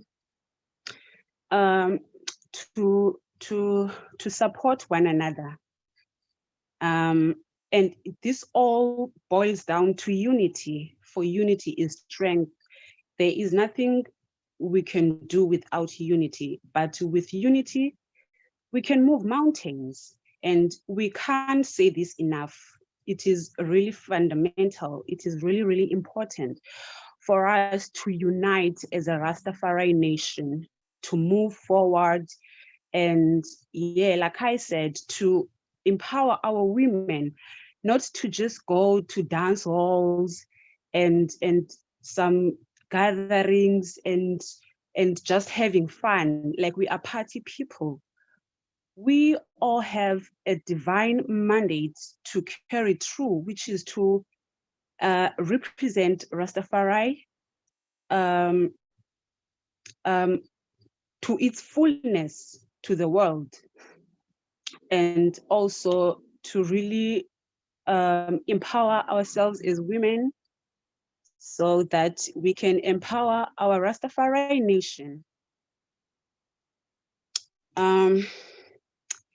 So, and also the way we dress, it also adds to our culture, to our unique culture as a Rastafari people. We are not just like any other people out there in the world. We are the divine people, the chosen people of His Majesty. Therefore, we should represent ourselves accordingly. And we have a specific dress code as empresses and as honorable kings in Rastafari movement. Therefore, we should always remember to align ourselves within that, to make sure that we protect and we promote and we preserve the culture of Rastafari.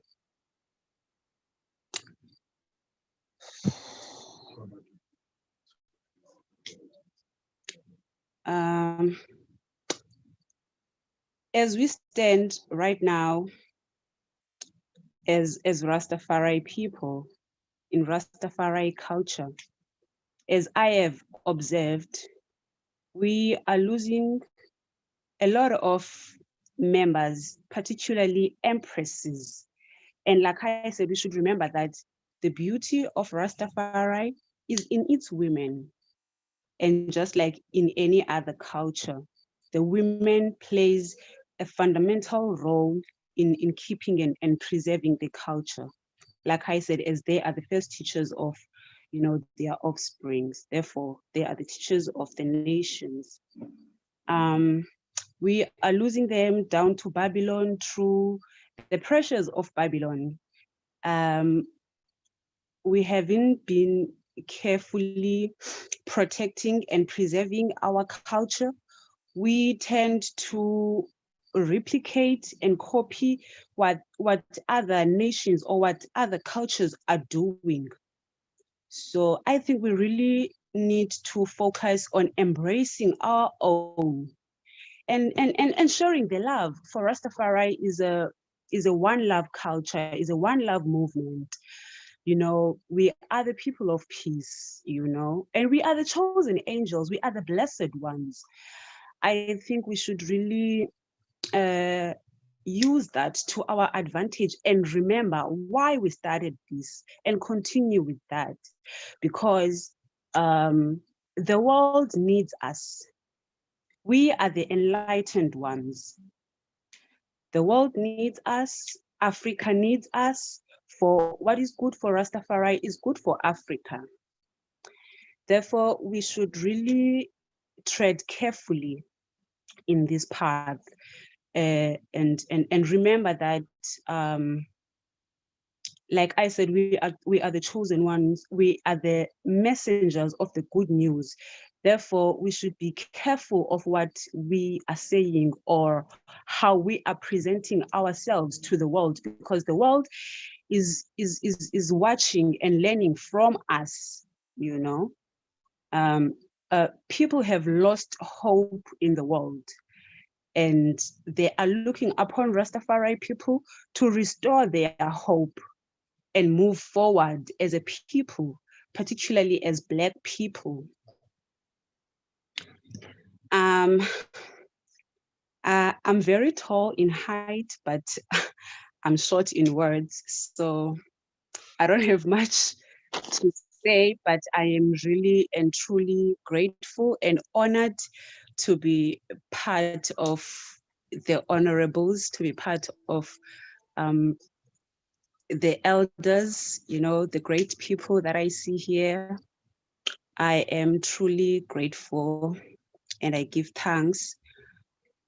And also to add to what I just said, in terms of also protecting and promoting and preserving Rastafari culture.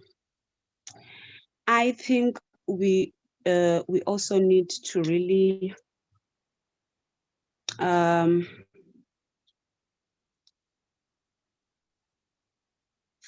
my gosh. I don't know how to put it. Okay, let me just leave it a little bit, and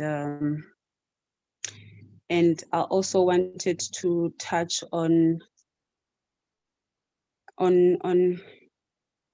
the issue of polygamy in Rastafari, because I think it also adds to preserving and promoting the culture of Rastafari. I know that a lot of the honorables here and everywhere else will not agree with me on this one, but through my experience in this Rastafari movement and through my observations, I see a need for polygamy,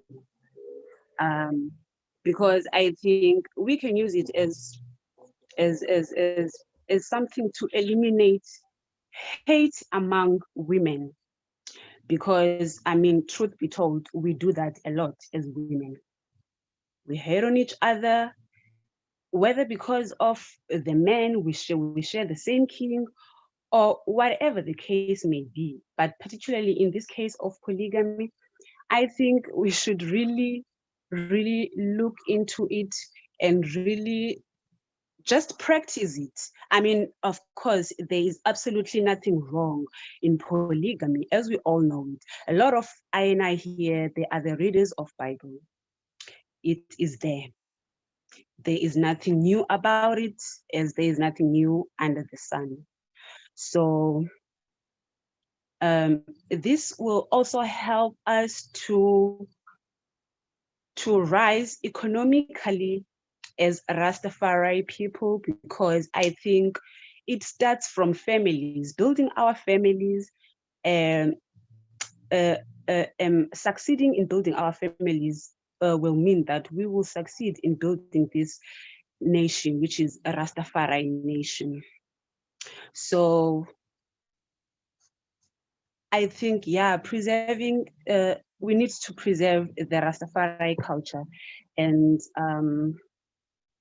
I think polygamy will play a big role in doing all of this, in helping us to progress or to proceed with protecting, promoting, and preserving Rastafari culture. And in my opinion, if we're talking about Rastafari culture, I think we are talking about African culture, because Rastafari is African. Yeah. So this has been our ancient culture. It has been our ancient practice. Like I said, there is absolutely nothing wrong about it. We've been having this kind of reasonings, conversations, and others would take it to arguments that polygamy is wrong, it is evil. His Majesty had one wife, therefore we should also, follow that exemplary life that His Majesty set upon us. But I mean, I honestly, are we really, really, really, are we really, what? Are we really honest? Not honest. What is it?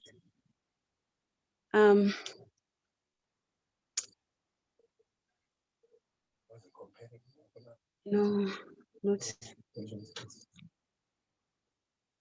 Oh, are we honest, window?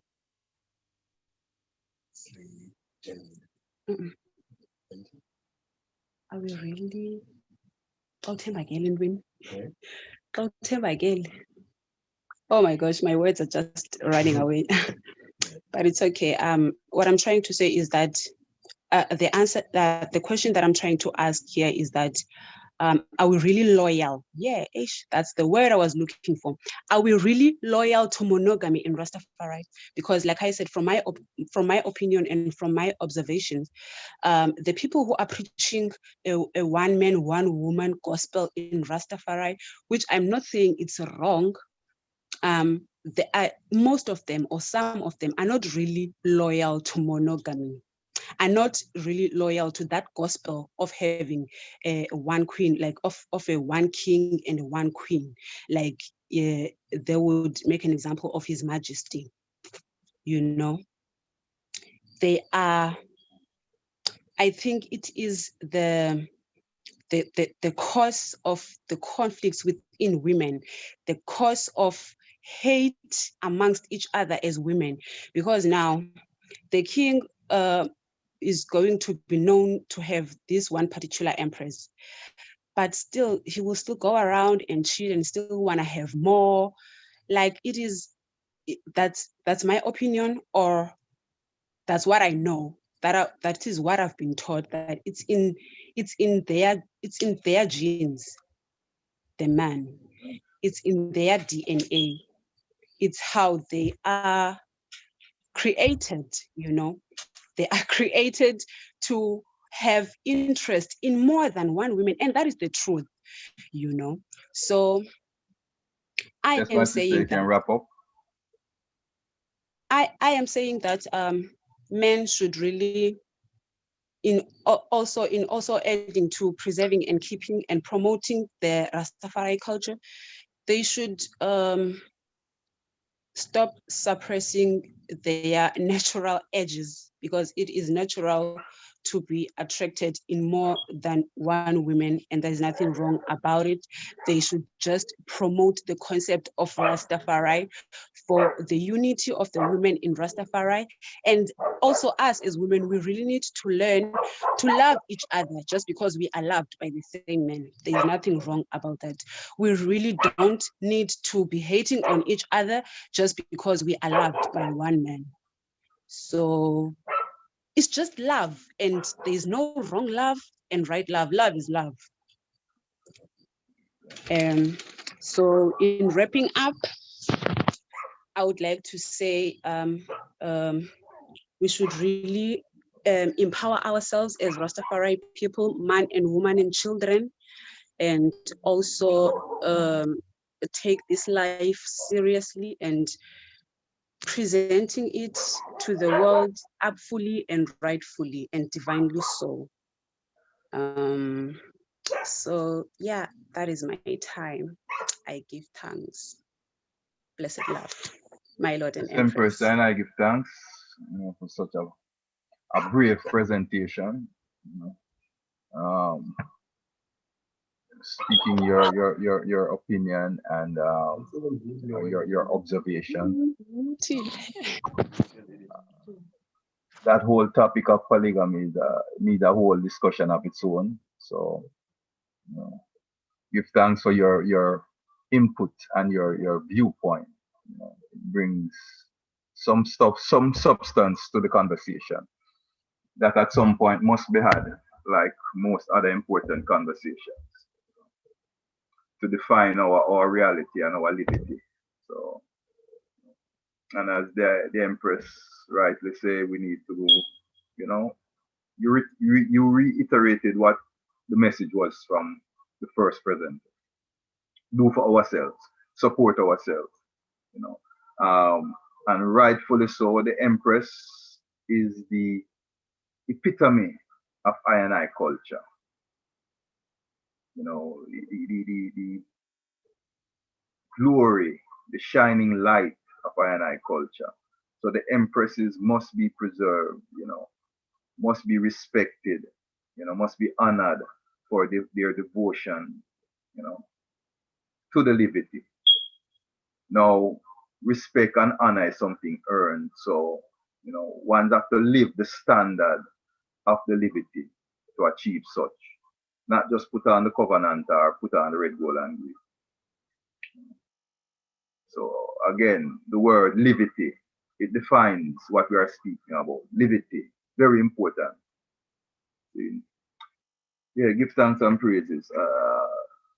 As we go down the line, as time is fastly moving, I would call upon Ras Marcus Garth if he's in the place, if he's on the program at this time, to step in, and give us your talk, my brethren.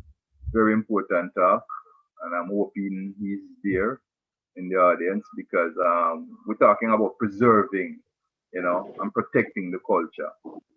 Ras Marcus Garth is a legal mind within, career field as Rastafari, but his expertise is IP, intellectual property rights. He knows about protecting the culture. He knows about preserving the culture from a legal standpoint and from a Rastafari standpoint and a practical standpoint, because that is what makes him unique. He's not just spurting out statutes and ordinances and all of that and reflecting the book, but he's putting himself in it and looking at it from a Rastafari perspective, meaning from I and I, liberty, because I and I is a very peculiar people. Our liberty is very peculiar. Nothing that one would check say I and I would accept and deal with is against I and I means. So, give thanks. Ras Marcus, are you there? Yes, please, Dougie. Yes, please, Dougie. Give thanks. Give thanks, Bridget. The floor is yours. Yeah, man. Give thanks for the invitation, and for this important gathering. So, yes, I just want to share a few, perspectives and add to the reasoning. So, really, when I think of Rastafari, preservation, protection and promotion, I think of the widespread usage of Rastafari culture, cultural imagery, cultural branding, cultural representation, the use of Rastafari colors, Rastafari words, Rastafari symbols, across a wide spectrum, in terms of fashion, music, food, herb, generally in a lot of different economic spaces, where I see Rastafari represented and Rastafari community is not benefiting. That has been something that has been really one of my major concerns, because I see that is a major source of potential economic benefit for the Rastafari community, and of course it is also a cultural integrity component. I thought that was salt. Man, I've done that. Oh crap, I hope I don't do that. That's Yeah. So it's important that we have to also maintain Rastafari integrity in its cultural symbols and imagery, and use and traditions. Sorry about Bronco Marcus, but please mute all mics, please. We want to hear everything that the Virgin is saying clearly. Thank you. Yes, so if you do a Google search and you do a Google search for even Rasta, putting Rasta there, or putting Rasta shoes, Rasta clothes, Rasta fashion, you see a whole range of products and services. Mostly products too, but services too, that are trying to align, represent themselves as Rastafari. And so there's a need, most definitely, from my perspective, for the Rastafari community to be able to control and manage, these different aspects of Rastafari culture and tradition, which, as we know, is cultural traditions have been maintained through blood, sweat, and tears by an ancient Sedway, and so, it's really incumbent upon us that when we see the things happening, we really see to take some stance, So, I can think of brands like Adidas, like Nike, Reebok. Most recently, we saw Louis Vuitton, sporting a Rastafari branded jersey, and the list goes on. The Rasta name, the Rasta word, and the red, gold, and green, and the symbol, as I say, have been manifested in a lot of different ways, and there's no kind of cultural connection. So in terms of that, now I really see that as being, as I say, something that has a lot of potential for us if we can be able to get it right. get it right. And by get it right, I mean, from my perspective, being able to come together as a community to establish legitimate mechanism that is able to claim and to preserve, protect, and promote all of these cultural properties. If you think of other nations, nation states, right? A state has its flag or flags, it has its armorial bearings, it has its symbols, it has its words, it has its creed, it has its motto, it has its anthem, and these are symbols of statehood, of nationhood, of a people, of identity, And so the same thing I see for traditional symbols and words and word song, etc. And so I'm saying that same way how I would expect that, and there are existing laws that manage and protect the symbols of statehood of other states, right? Same way indigenous peoples, Canada, US, Australia, etc., they also have the traditional symbols that they have used over generations that are maintained,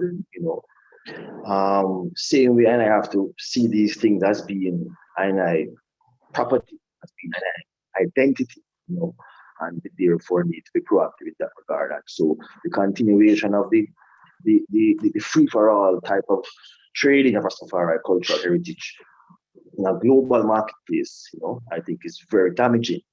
Again, not only to Rastafari peoples who are trying to create authentic products, right? So Rastafari people traditionally making belts and tams and shirt and shoes and a range of Rastafari products, not to mention ganja products as well, right?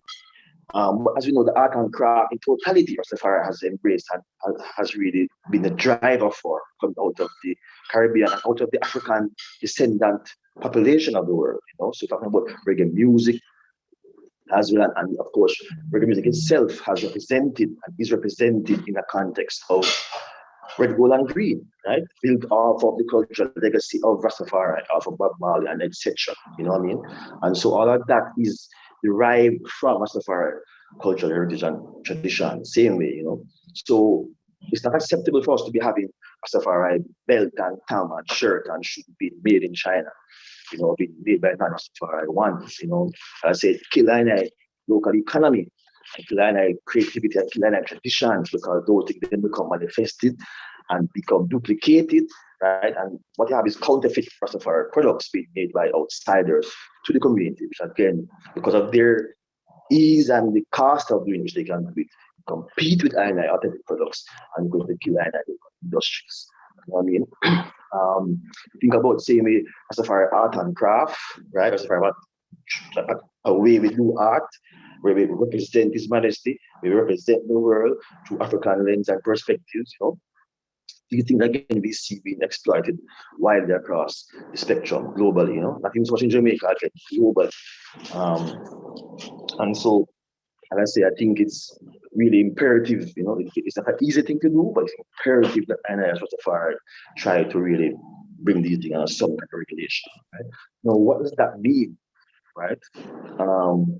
And this is where it becomes something that is not easy to do, even though we recognize it's necessary to do, And so I think in that respect, what that takes, right, is really establishing as a collective through the Rastafari community's own internal, mechanisms, some representative structure or body that is then, imbued with authority, some representative authority from a wider community, and with the legitimacy, to be able to then again claim, manage, represent, and promote and protect the portfolio of Rastafari, cultural and traditional expressions and traditional knowledge, in that respect.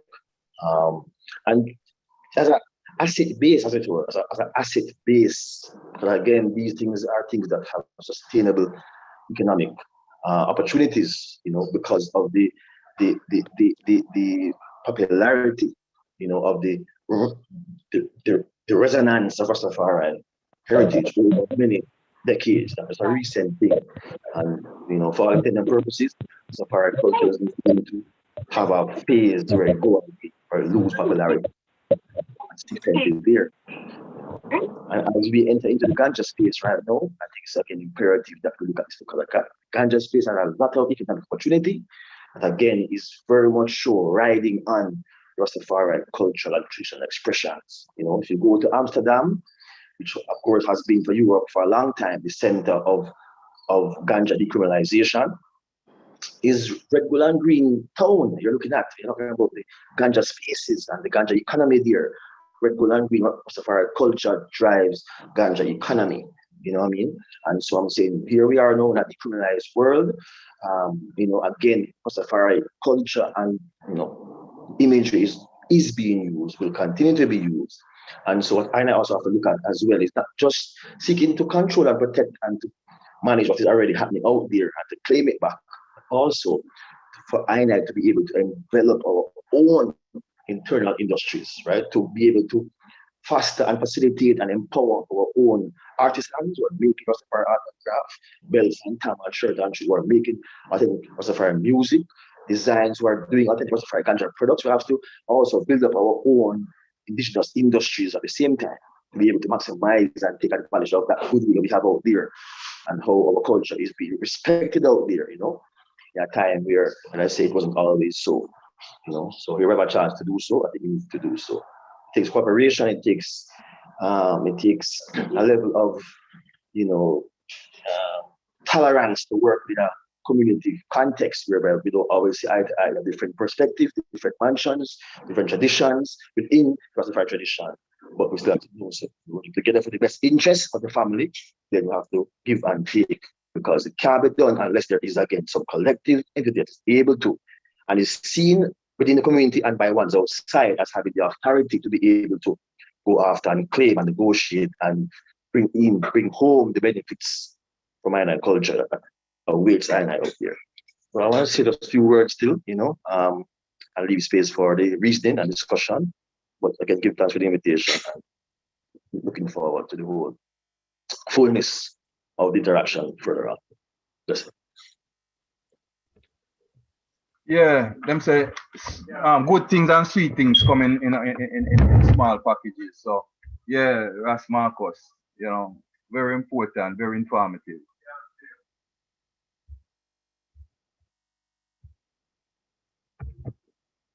Yeah, very important, very informative, So as the Virgin said, Rastafari brand right now is one of the most marketable brands. Okay. But I need to reclaim it and stop wearing the counterfeit, products them made by Asia. You see, man, well done, them well gold and green and everything on it. And when you check it out, I know Rastafari make it. And I guarantee you, whatever it is, there is Rastafari who make it too. Whether it is a regular, whether it is a guidance pin, whether it is a turban, a t-shirt, a flag, an emblem. Okay, I as Bobo, we make I one emblem. We don't buy emblem out of road. You understand? We make I one thing. See, I must speak on behalf of the Bobo Ashanti house here at this point. And not really the house itself, because the house kind of have its own struggles right now. But speak on behalf of the ancient called King Emmanuel Charles Edwards, Prince Emmanuel as people know him. That man they teach him flock to do everything for themselves. And I was start to build one house. We make one clothes, shoes, with sandals, with turban, with flag. Grow one food. We make one roads. But again, like the Virgin Ras Jabalani said, we drift away from them thing there.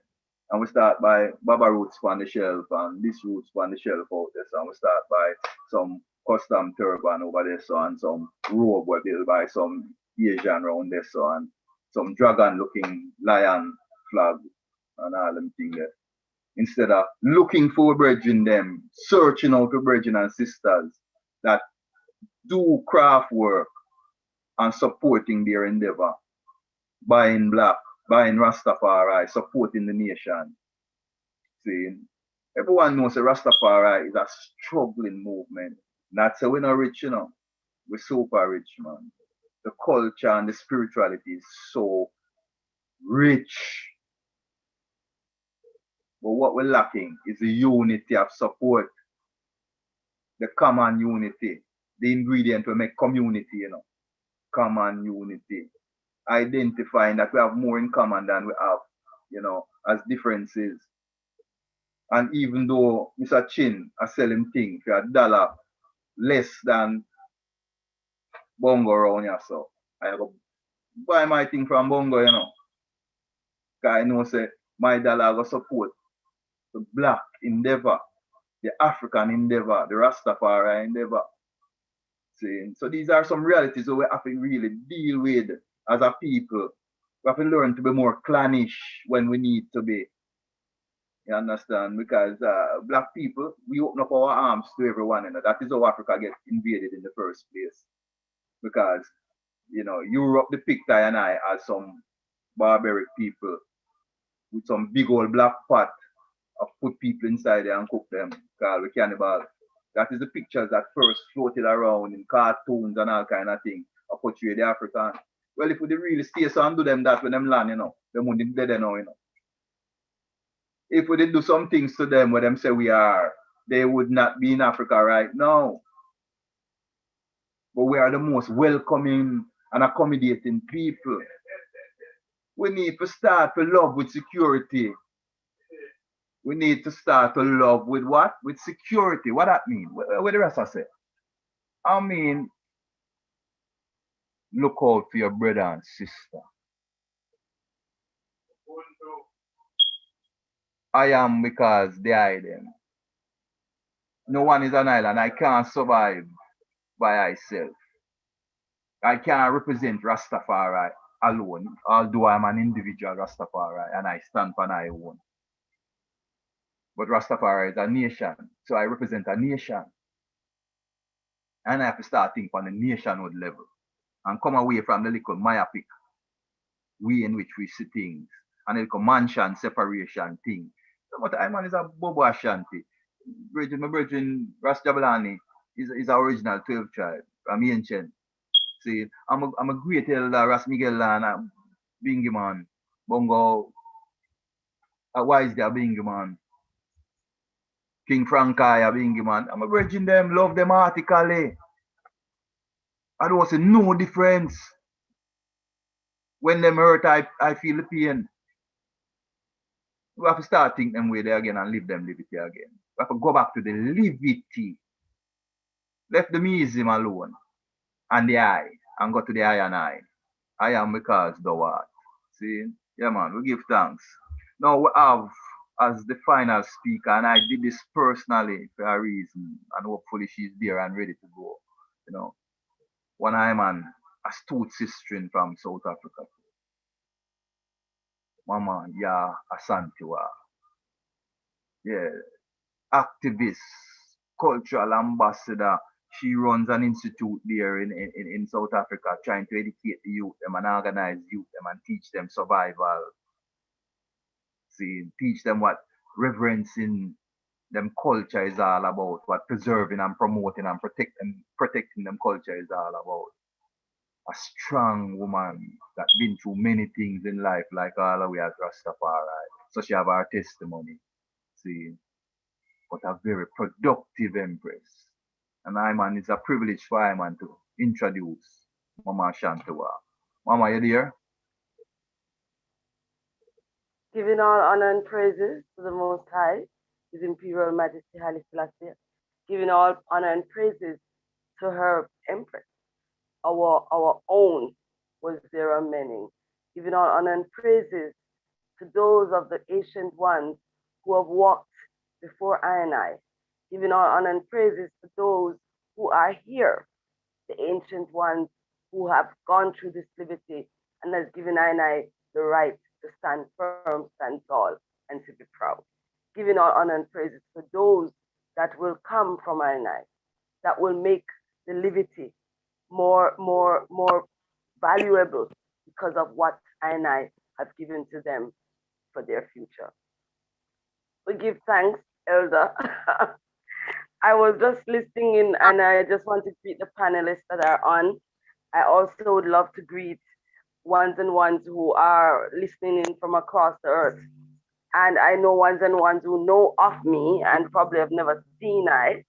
I hope today you'll get an idea of what this worker in Azania, the country of my soul, looks like and sounds like.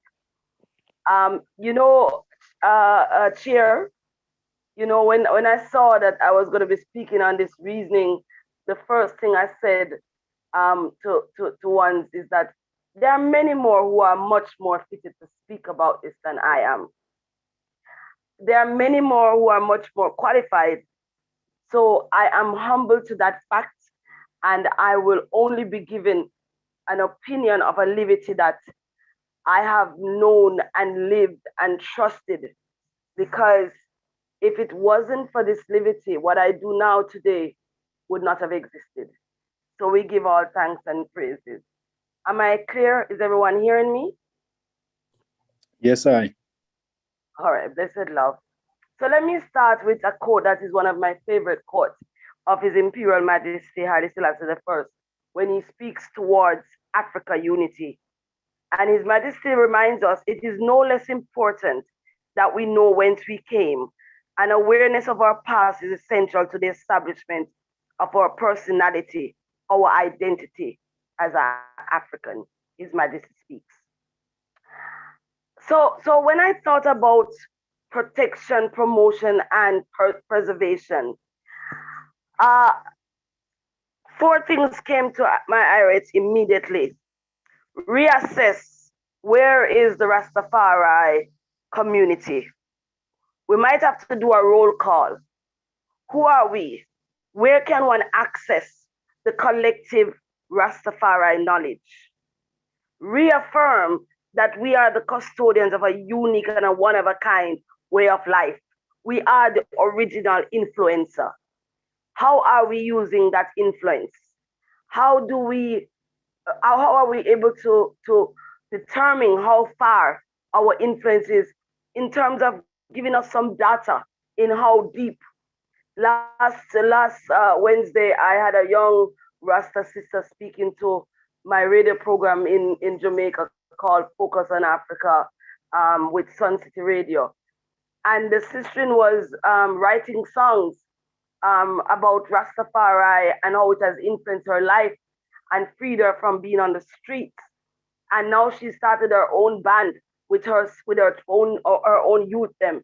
So again, let us think about I and myself as the first influencer, because we gave to the world which no one else got. The whole possibility that God, the creator, should look like I and I, should be looking like I and I, comes from I and I. The other one was redirect, how the knowledge is being used. And I think Brother Marcus and all the fellow panelists have really talked about redirecting. I remember the elder in Barbados, when he wrote the book Rastafari at the Crossroads, enough ones gave him fire for it. Why am I forgetting the elder name? This beautiful elder who wrote that book. And the whole Iral, Ras Iral. Ikel Tafari. Give Isis for the remembrance. I always see Ras Iral and Ras Ikel together in my iris. But the whole essence of that book was asking I and I to look at where are we at the crossroads. Instead, as usual, we get caught up in who writing the book and who. But in that book, it gave us some assessment, and I are afraid to assess where we have come from, but also to assess. And this is why this platform must be hailed and must be respected, because for a very long time, and I've seen many reasoning, many groundations. I don't really, find time to sit in most of them, but I found that this new faculty is saying it's time for reassessment, realignment, readjustment, so that I and I can move forward.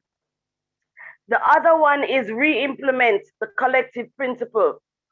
All of I and I who know the teachings of His Majesty and the teachings of the Rastafari is that we have a creed, and everyone should have that creed written in their yards.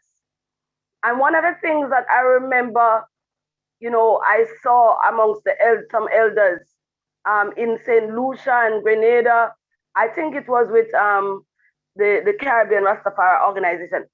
In their yards, the creed was written. And I'm saying a simple thing like a poster with the creed, so that when you walk into a house of a Rastafari, apart from the Rastafarian transition, give thanks, Elder Jabelani. When we walk into one's home, other than seeing the picture on the wall of the Majesties, I should be able to say, now we live by these creeds, that even if the youth don't want to remember, or don't want to be told or to be reminded, but they would have subconsciously in them yard, in their rooms, in the lounge, see the Rastafari creed. And I really believe that the collective principle, and the chair, spoke about the fact that, there's his brethren from the Bingi house, his brethren from 12 tribe, his brethren from so and so. But what collects that brethrenness, what collects that sisteriness, is that I and I come from the principle that we know the creed of Rastafari. We also know the principle of Rastafari, but we mustn't take things for granted. One of the reasons why I'm saying that is that, as I and I know, and those of I and I who have traveled around the world, we're so happy to see ones and ones with dreadlocks, and we run after them and we say Rastafari, and then they say, no, I'm not no Rasta man. And so the collective principle, the collective creed needs to be asserted once again, so that I and I know that we are coming from the fundamentals. One of the beauty about this platform also, to the elders, was in many times that I've been able to check in, just listening to our story of our ancients, just listening to the story of the fundamentals.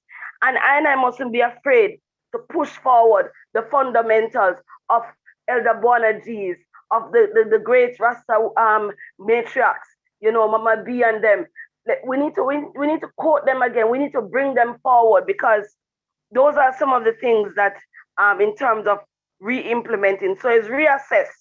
We have to constantly be doing the roll call, reaffirm who we are and what we are meant to be, because this generation of young people are into the quick wins. So we need to remind this generation of the influence and why we exist. The other thing that I wanted to bring forward is, how do we understand the rationale and the benefits of being a Rastafarian? And I was almost fearful to ask myself that question, because the first thing was, why are you talking about the rationale and the benefits of Rastafari? But the truth is that the age that we live in, the information that is out there, we constantly have to remind I, but the greater community, of what are the benefits, spiritual, physical, mental, health-wise, of being a Rastafarian, of being amongst the living. So Rastafari cultural and heritage and its knowledge system must be used and must be respected as a mobilization and the basis for articulating an African agenda for African knowledge production. In preserving the Rastafari legacy, we need to have a few things that I would like to propose to the reasoning today. Rastafari knowledge and Rastafari heritage. Where is it sitting? Who are the custodians of that collective? Where, for want of a loose word, where's the Rastafari Museum? The roots of Rastafari and its language. The beauty about being a repatriated one here in Azania is that language is a very important part of how I and I understand our brothers and sisters here. And one of the reasons why, I have to push language is that even when I listen to Rassis in Marcus Garvey, in Naisda, in Limpopo, they speak better Patois than I speak. They speak better Rasta speak than I speak. And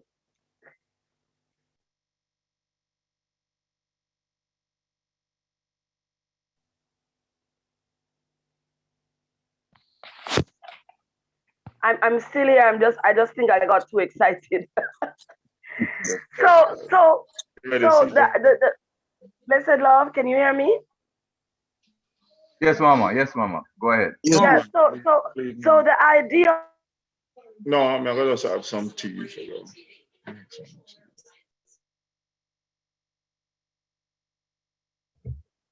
We just lost you. You lost your voice. We're Just seeing you, lost but you. we're not hearing you. We're seeing you, but we're not hearing you now. Look at unmute your mic. Am I here? Good. Yes, I'm hearing you now. Good. Go ahead. So can I just go back to the legacy? So remember what I'm talking about is the heritage system and the basis for articulating I liberty, I knowledge system, I psychology that we use, our I spirituality. In order for us to do this, the roots of Rastafari and its language is important. We need to be constantly documenting that and making sure that it has its value and it can also be put somewhere where youth can access, this knowledge. Rastafari is a universal emancipator. I believe that we must be unrelenting about that. There is no other way, because I know of ones and ones, when we listen to the liberty, when we hear the stories, many ones and ones have been emancipated because of meeting one Rasta Empress, one Rasta man. Something happened to them and then the liberty starts, becoming better.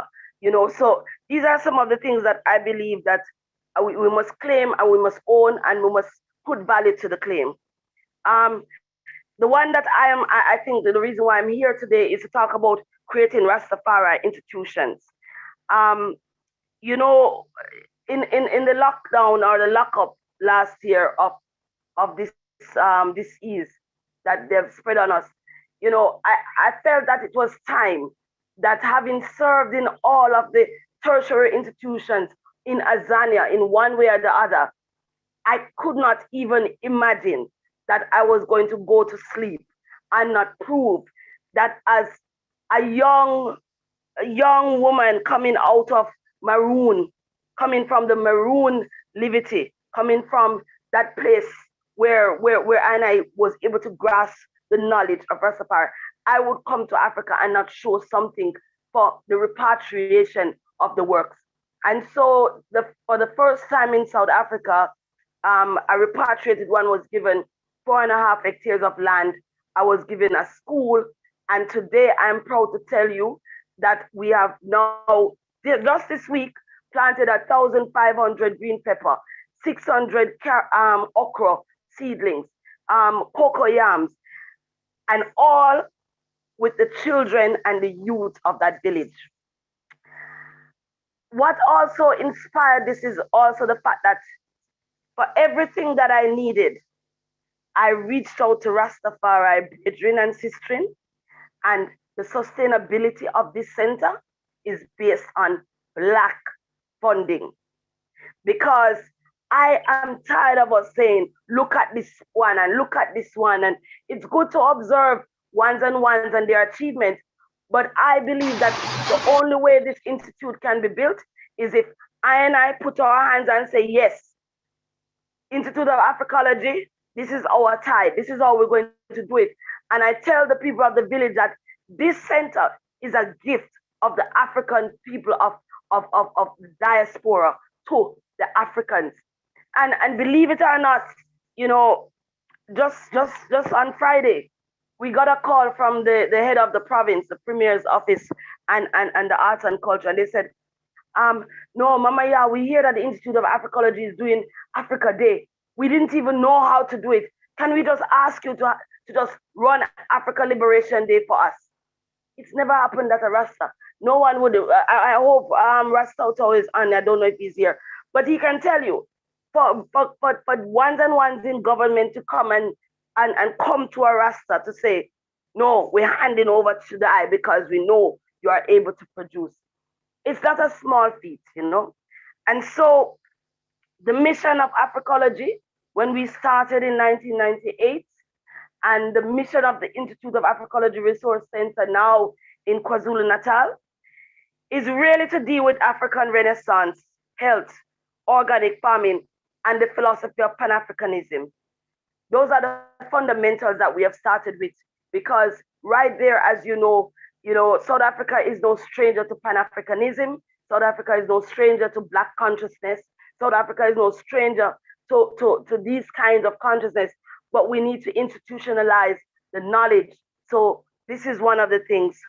The objectives of the whole Africology is to encourage studies, research, and fact-finding, to ensure that African-centered research results in practical solutions to challenges facing African communities, to educate and empower disadvantaged communities with a special focus on the youth, and to make African-specific information resources accessible to all. The purpose of the Institute of Africology is to unify all Africans at home and in diaspora under one banner, Africanness, to educate the Africans of their rich history beyond the days of slavery and apartheid so that they may know the worth of their true existence, to focus on making the Africans self-reliant and self-sufficient people, to focus on removing the mental shackles that keep us from reaching our full potential, to assist in the empowerment of the African man, woman, and child back to their rightful divine state. And in there lies the vision and the aim of a Rastafari woman. The Institute Resource Center was set up as a response to the following challenges: to deal with the prevailing miseducation about our story, to the decline in appreciation for the understanding of traditional values, rituals, and symbolism, African indigenous knowledge systems. The challenge that we wanted to deal with is to make sure that we popularize terms such as Pan-Africanism, Ubuntu, African Renaissance, by appropriate definitions and practical values. To develop a study in the international Rastafari and African community, to highlight, teach, and work internationally based on the African-centered principle. We are committed to reconstruction and the practical implementation of African-centered initiatives. The main focus for this year is to focus on indigenous knowledge education and making sure that we have a center that is culturally imbibed, that is not just a tourist attraction, it is a living center. So we're gonna build homes that ones who want to come and spend 6 weeks to teach their indigenous knowledge to the people of Azania, or however it will be available for us. And I'm gonna say this again, that the mission that we are on in this center is to preserve, to implement spaces of culture and heritage, and to preserve Africa's body of knowledge, and also to preserve African heritage and indigenous knowledge systems. I want to close again, my elders and the royal ones in this platform. The first funding I got for this center, a school that was closed down for 7 years, was from a Rastafari elder. When I showed the elder that I was struggling with water, the elder said, "Ya Santiwa, we will sort this water out."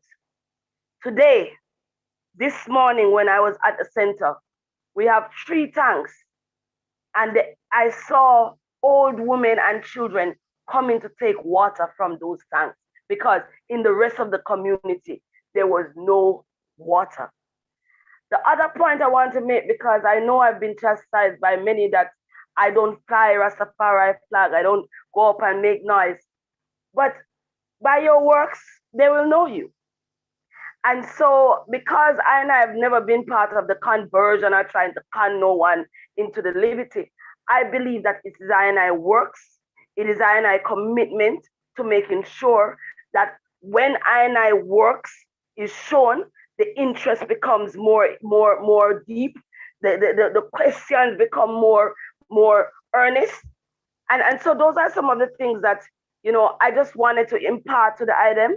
I would love to hear some feed forward on, if, I'm going through the right trajectory right now.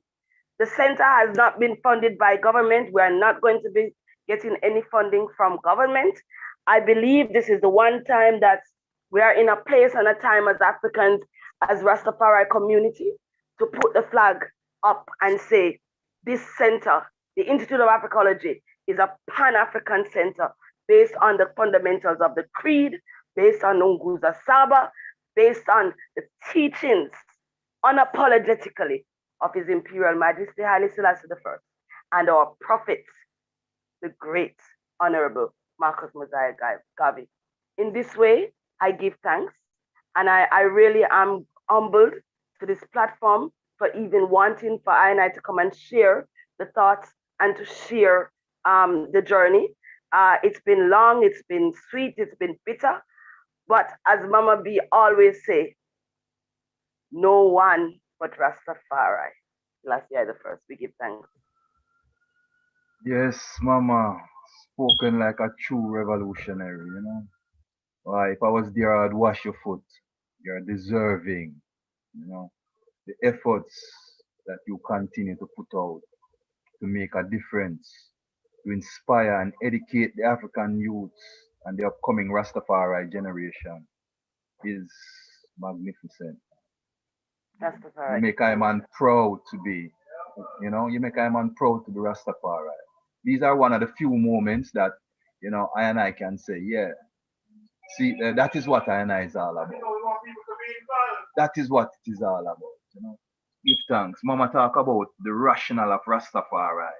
What is the rationale? You know, identifying the benefits, health-wise and otherwise, spiritual-wise, of being Rastafari. You know, she talk about archiving the Rastafari legacy. Where is the Rastafari museum or, you know, place where youth can go and access information, you know, kept, you know, curated by Rastafari. Who are the custodians of that legacy? You know, some pertinent questions. You understand? Everyone else, how are their liberty perpetuated? How do they achieve continuity? By having control of their history, of telling their own story. And like the Virgin said earlier, when the hunter tell the story of the hunt, you're getting his version, and his version is always a sexed up, gassed up version, seen to elevate himself.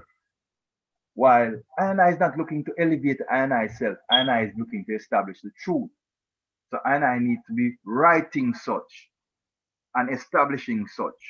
And that is what Mama was alluding to when she posed those questions. And those are pertinent questions for I within this new faculty as Rastafari to look at. You know, anytime anyone want to know about Rastafari, you know, where them go, some internet thing, bam, bam. And most of the time, those sites are run by some other people. You know, I need to rise up now and control I thing. Like how here in Fort Lauderdale, they have a center that is a Pan-African center called the African American Research Library. See, Cultural Center and Library. It was financed through the Black Caucus, $58 million bill it. And it is accessible to I as an African community. As a matter of fact, I and Ras Jabulani have kept many events there. That's where we hosted the 100-year exhibit of the UNIA. And Dr. Garvey came down and opened it for I. See, we need to, Rastafari need to own places like that. Dougie? Yes, I have the. Yes, Farai. Rastafari. Just want to say greetings to everyone on the platform, you know. And great listening to, you know, the presentation from the sister. I wasn't able to tap in from, you know, from the beginning, so I didn't hear everyone, but at the same time pertaining to the subject matter, I just want to say, give thanks to the I and Jabulani for the way in which them have been preserving the Rastafari culture from what I would say from a journalistic point of view, And that is very important in order to spread the message, spread the aim and objective and the significance of the movement.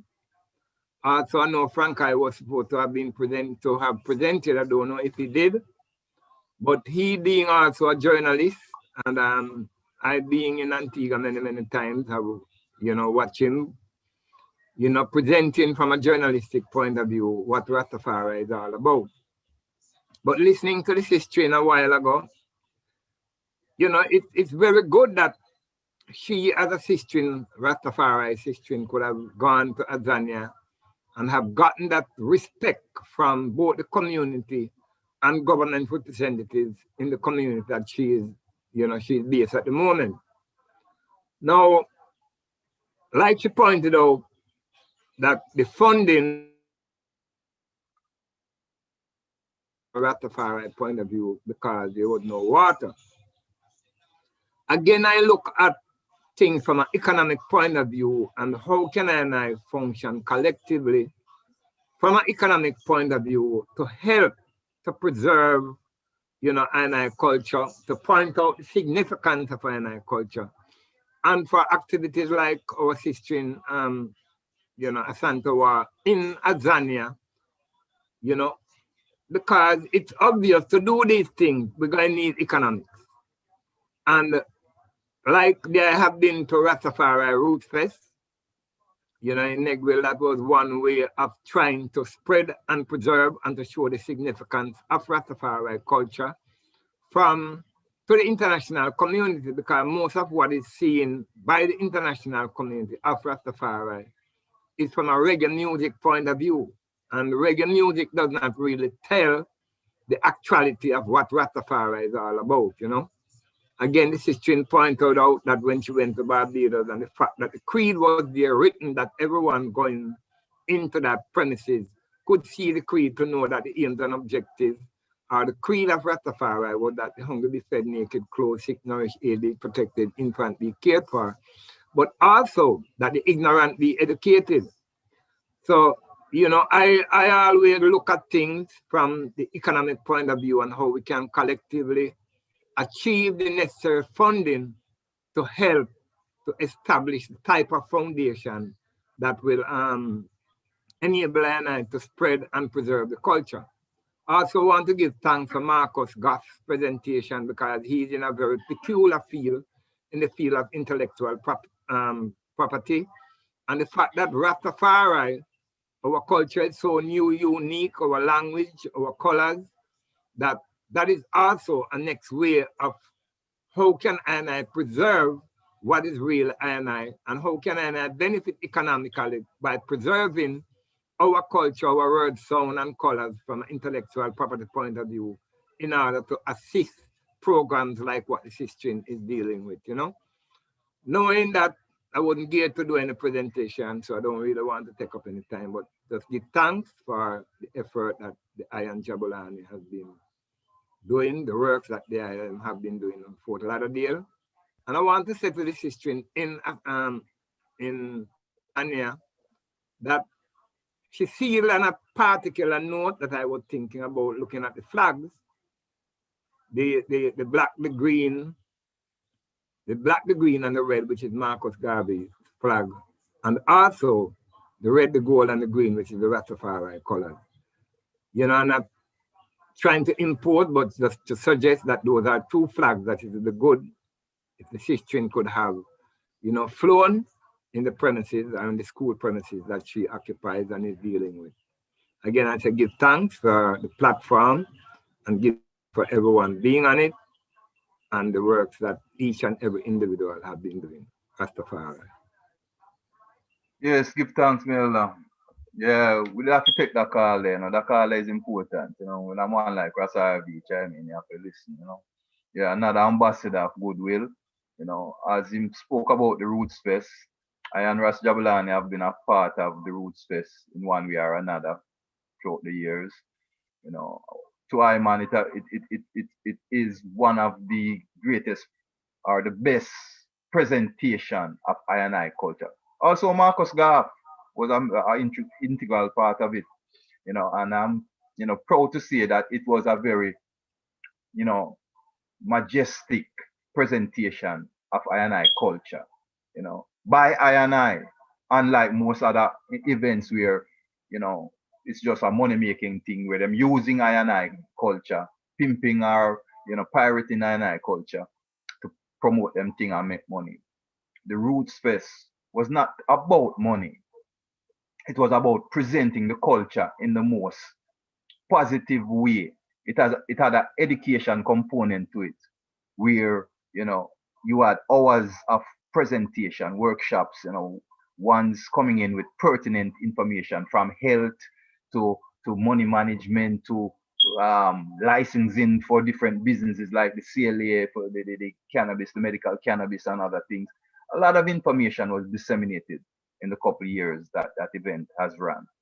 So I must give respect and honor to Rasayavi for the works that he has done in preserving, promoting, and protecting I&I culture as well. See, nothing is perfect. So if we're looking for flaws in all things, we will find it. But we have to give honor and respect to the effort and from the place where that effort come from that article desire to make a difference and to do something positive, which is something that I&I earnestly need. Rastafari has been stagnated for a while. We need incremental successes to motivate I&I youths them to take up this liberty, take up the cause. Because Rastafari, the Empress Black said earlier, what is good for Rastafari is good for Africa. What is good for Africa is good for the world. So I&I want I&I youths them to consider and take up this struggle and take the baton from I&I and carry it to the next level. You understand? But I understand the youths, them qualms. You know, they are looking to see where the development is, where is our institutions, where is our man and woman of big affairs, where is our institution of Africology. You know, well, now we can say there it is, there is one, at least a branch exists in Azania. Seeing there it is, the Roots Fest. You understand? We have publications, you know, Raseku Tafari with Frontline Publishing does a mightiful job in putting out information, book-wise and otherwise, that I community can be edified. So we all are playing our part. What we want to do now with this new faculty of overstanding is bring those arms together, those fingers together, those, you know, put the efforts together. What is much to call it? Organize and centralize. Let us centralize these efforts now so they can be more impactful. You understand? We are purging, you know, and part of what we have to purge out of I&I, the residual effect that we take up, or that was forced into I&I through the oppression of Babylon, you know, is this competitive nature and thinking that we have to, you know, go against one another to achieve some positioning. No, it is not so. See, they did that. William and him Lynchism and all of the other components, Murphy and him Law and all of these guys did what they did, put them thing in I&I mind, see, so them could have control I&I without the chains. Now it's time for I&I bust up the mental, like Marcus Garvey said, emancipate yourself from mental slavery, because while others can free you from the physical chains, only the I can free I&I minds. See? So part of this discourse is helping to free up the minds, create a platform where we can have a conscious, positive, intellectual discourse without feeling that we have to compete or put down someone or we have to gossip and lambaste people. See, where we can now put our ideas together, put our resources together and support the cause that suits and serves the community, the collective. Because this is about the collective, you know. So we give thanks, for everyone that has participated up to this point. And now we will open it up for question and answers because I saw hands up for a while. Dougie. Yes, my lord. With full respect to the eye, and let I just, perhaps even in just wrapping up what has gone on here today, which is quite influential in our understanding of the way going forward. Let me say equally as in echoing what Russ Ivy has put on the platform here this day, namely giving thanks to the I and Ras Jabulani and all those others who have been in the purveyors of the knowledge of Rastafari. As they say, great is the word, and great are those who purvey it and who carry it abroad. To Sister in Azania, Ya Ashantua, of whom I've heard so much previously, but it's the first time I've really heard her in reasoning, other than some other reasons I've seen on the YouTube, etc., whereas she was talking of African Liberation Day and some of the others. But again, those of us, or those of I and I who have been establishing that foothold on the continent in that Pan-African sense, I think have to also be applauded. Those who have been the forerunners of repatriation, as it were then, in establishing them strongholds and footholds to which I and I can now pertain in going forward. Let me just say too, in wrapping up, that Rastafari is a holistic entity and expression.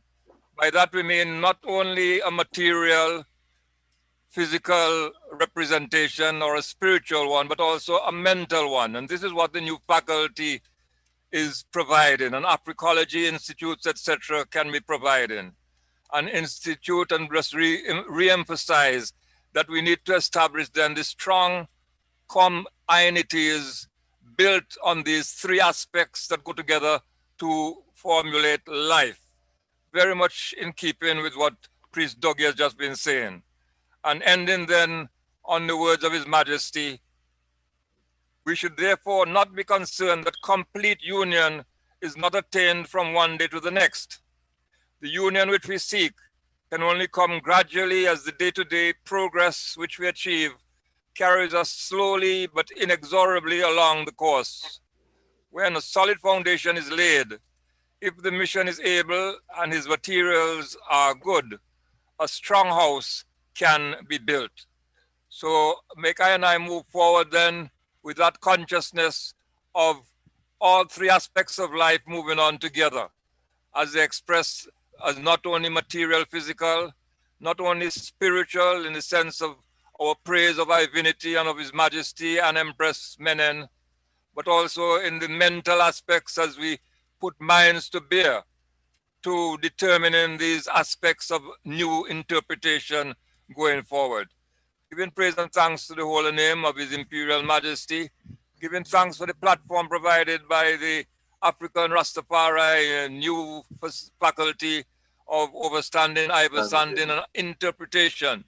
And all hail not only to their majesties, His Imperial Majesty, Haile Selassie I and Empress Menen, in that cosmic duality, expressing the duality of nature and of the earth and the cosmic generally, but to our ancients who have gone before in paving the way, and to those now on the battlefield who, as we say, have been spreading the word through journalistic means, who have been spreading the knowledge, as we have heard from those on this platform, and from those who have gone before onto the continent to establish that stronghold, that link, then that shall facilitate our eventual repatriation. Give praise and thanks, honorables. One blessed love, Rastafari. Well said, my brethren. Well said. A good wrap up. You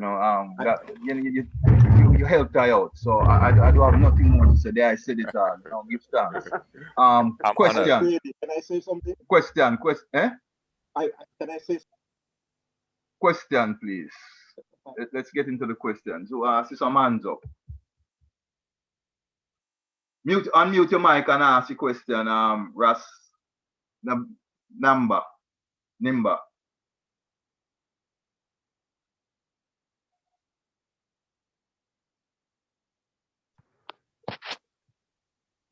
Ras Nimba.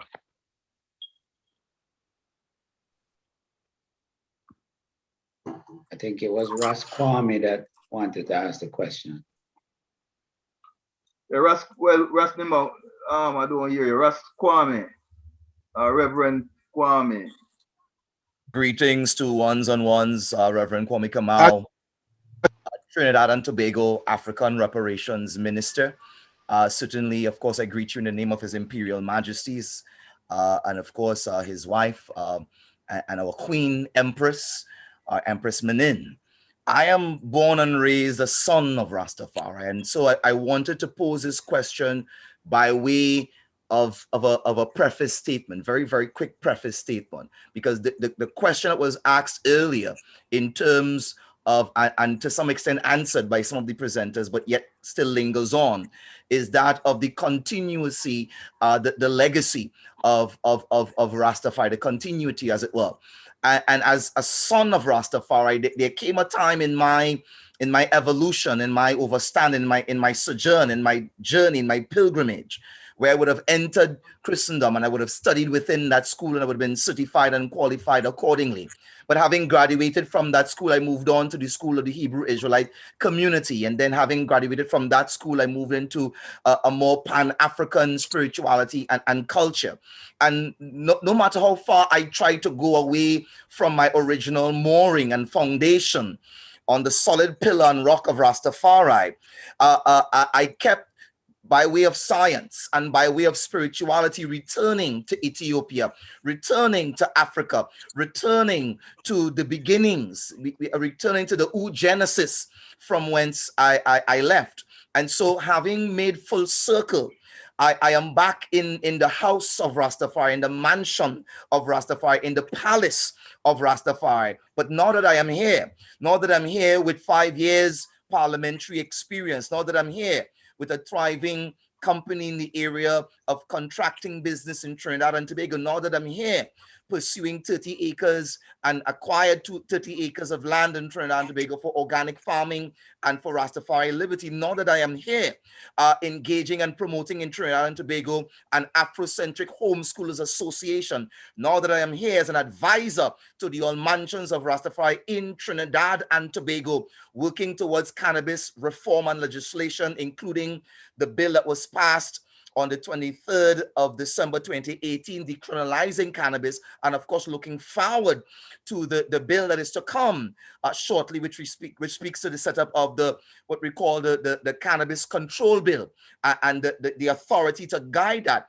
My question is, for persons returning home like myself, for persons who are returning to Rastafari like myself, for those young and not so young, who have recognized in Rastafari there's a wholeness in the liberty, there's a completeness in the liberty. It's a best kept secret.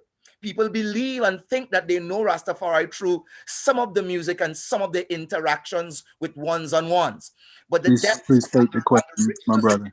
they have not found. So the question comes with respect to those of us who are returning and would like to give of our time and our talent and our treasure to the great uplift of this ancient, most ancient order of the Edenic part of mankind. What can we do and how can we assist at this regional and this international level? I look forward to your response off air. Who was the question addressed to, brother?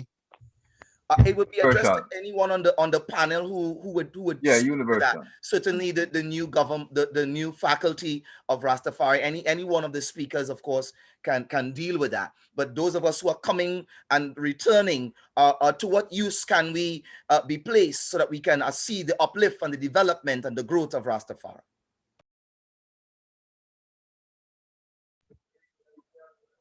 Ras Jabalani. Yeah, go through now. Okay. Is there anyone that would attempt answering this question?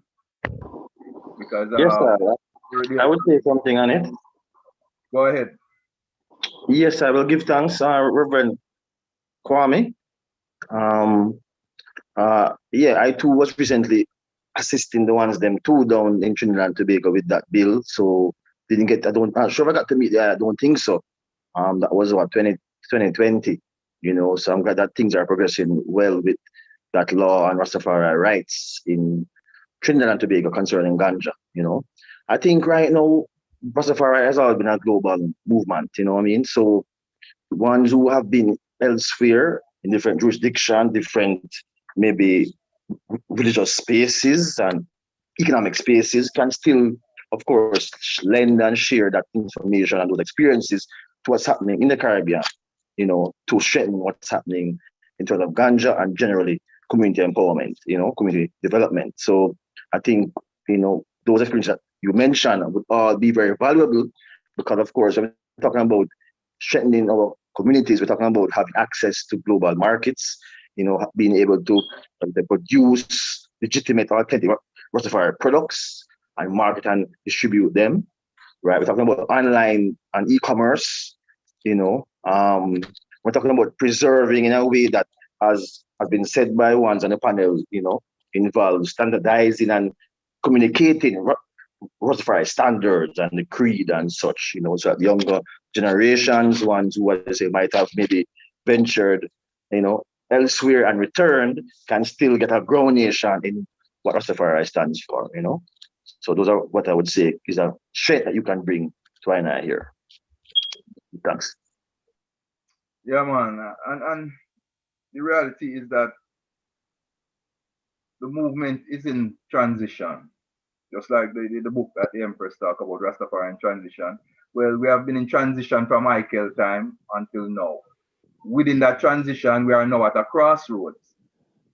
So at that crossroads, we are redefining our approach because this is the 21st century and technology running among other scientific discoveries. So I is now seeing that we need more structure, we need more representation, we need more administration. So that is what this platform is for, is to invoke those concepts, those ideas into our community, so our community can start thinking along that level. The Rastafari, African Rastafari, need to put in place a think tank. This think tank would be charged with putting committees together to address the issues that affect us most, economic, health, otherwise. These are practical development for any people as you elevate, as you grow, as you evolve, as you develop. Those are just natural progressions. And we are at that point right now. Is either we are going to accept an approach and create those institutions that we need, or we are going to become obsolete. We are just going to become something like reggae music. You understand? Just a byword and an entertainment. See? A liberty that is so practical, so divine, so deep, cannot be shelved. We would be the weakest of the weak to have so much tools at our hands right now available to us and falter, because Marcus Garvey did what he did without social media and cell phone and all these things. Bedward, I mean, many of our ancient that struggled in various areas of our development and our struggle, as Pan-Africanists, did what they did without the tools that I have available today.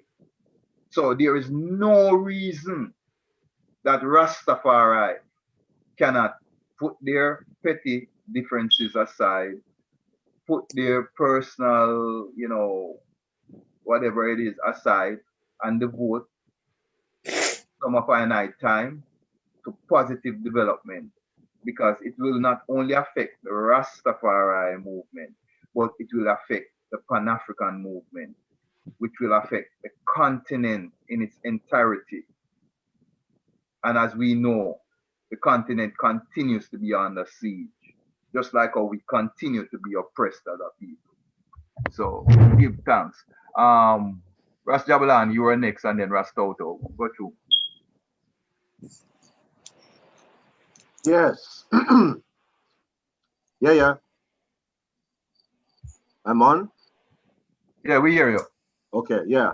I just would like to, well, first of all, as far as Ya Santoa goes, I also was the first time seeing her and hearing her, and we give thanks. And we will be supporters of that institute, because I said before that I and I need to represent ourselves in all endeavors and in every facet of I and I liberty, from governmental to cultural, which is feeding ourselves and teaching ourselves.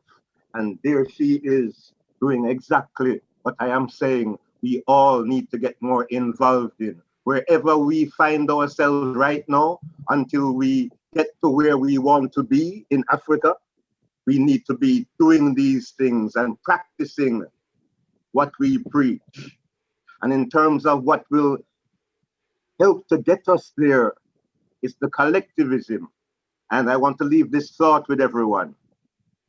We need unity. But think of unity, loyalty, and continuity. Without loyalty, there can be no unity. Because unless I am loyal to my brother and my sister, and my brother and my sister is loyal to I, then that is unity.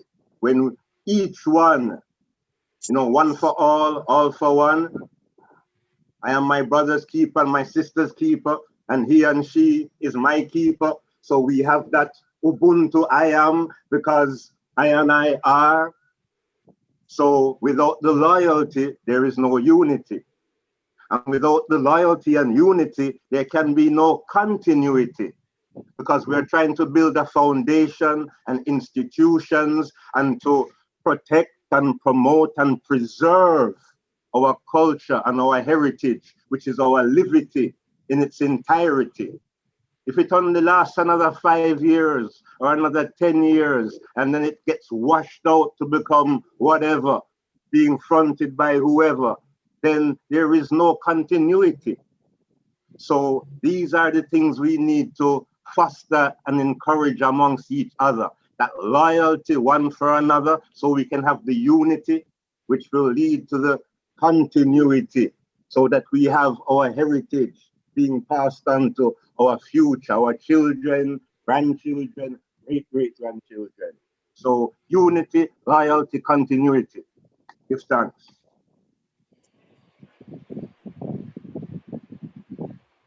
Yes, I. General Toto. Give thanks. Give thanks, Elder Priest Dagi, Jadaniel, our honorable panelist, and the honorable members in the platform. Give thanks once more for this opportunity to reason with the INI global family. As His Majesty say, a nation's resources is its own people. I'm saying this in response to what Reverend Kamau said or asked, but also to answer any other people, any other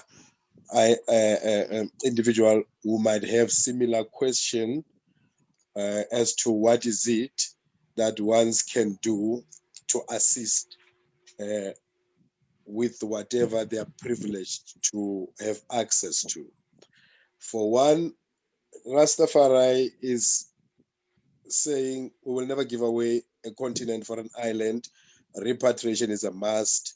So it means to say the greatest investment of Rastafari is the continent, is Africa.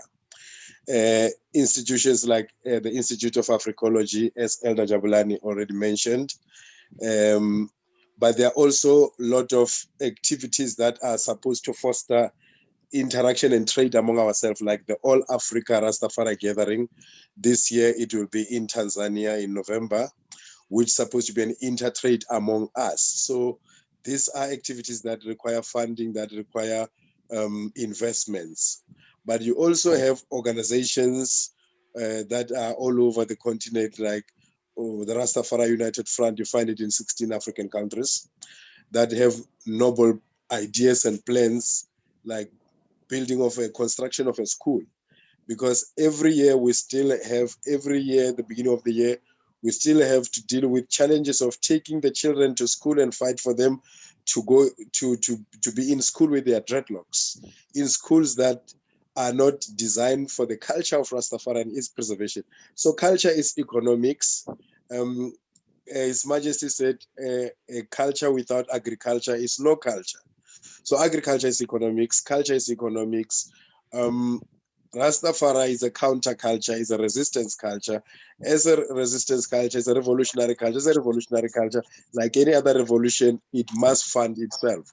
So in response to that is that all means that are available should be invested in building Rastafari institutions of repatriation and advancement and trade among the community, education, build industries, create empowerment systems. So all of these are required. And so those who have means and access to funding and resources and other entities should always know that as you are Rasta in America, the dollar in America is higher than the rand in South Africa. So you have economic advantage and so forth. It allow you to invest in what is going on or to engage in business in the continent or to foster that intertrade among ourselves.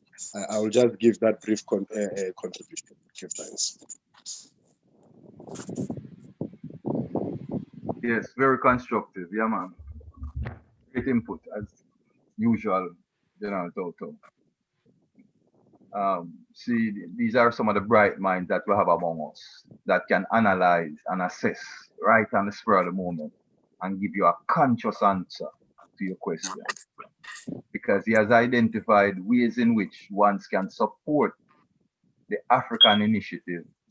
And like him said, the dollar in England or the pound in England and the dollar in the US, you know, is more than, you know, the maximum wage of ones on the continent. So, you know, there is room for ones in the West here that have access to certain liquidity to invest, you know, in groups like the African Africology or, you know, the other groups there on the continent that are doing similar development or development in different areas. But there are many ways in which I and I can make a difference. Pulling our dollars together. The Million Man March some years ago when Farrakhan asked everyone to take out a dollar was a simple gesture that went over the head of many people. Because in that square, however much amount of people that was in that square, and they took out that dollar and put that dollar in a pot, immediately they had an investment seed. They had seed money to do any form of development that they needed to do for their community.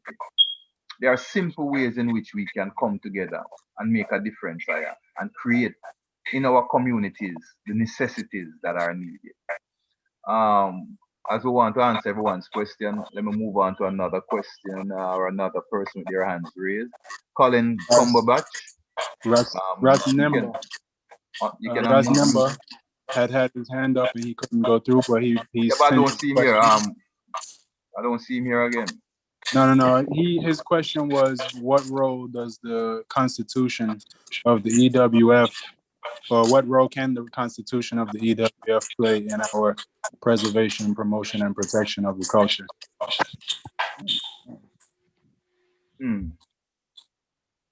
The Constitution of the EWF, you know, while it has a universality to it, it governs the EWF, you know, in that sense.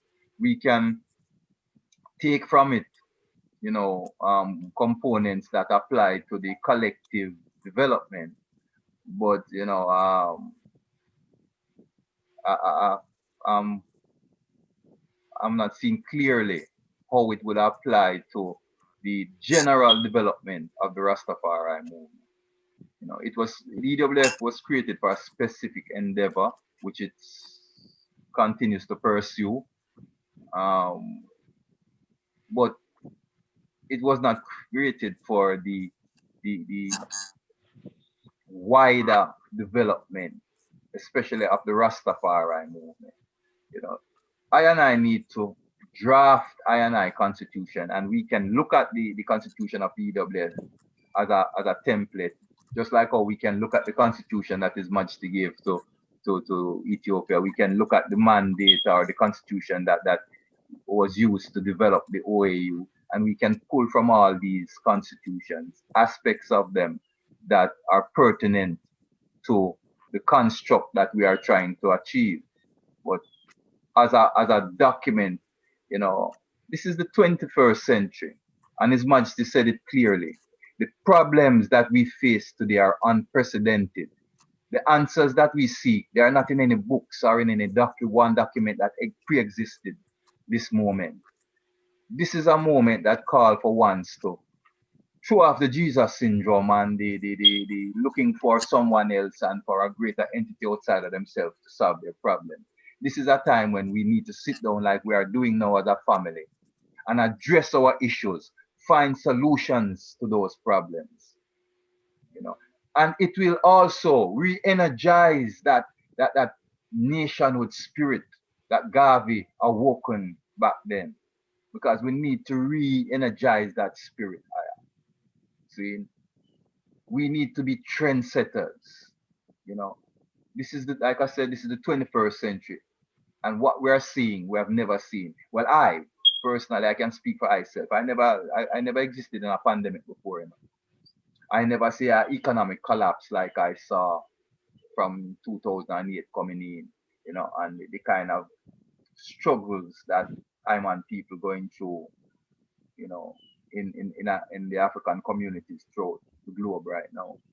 See, when we are in what the world say, not what I and I say, but what the world say, we are in the highest industrial age, we are in the highest technological age, the highest material age of human existence.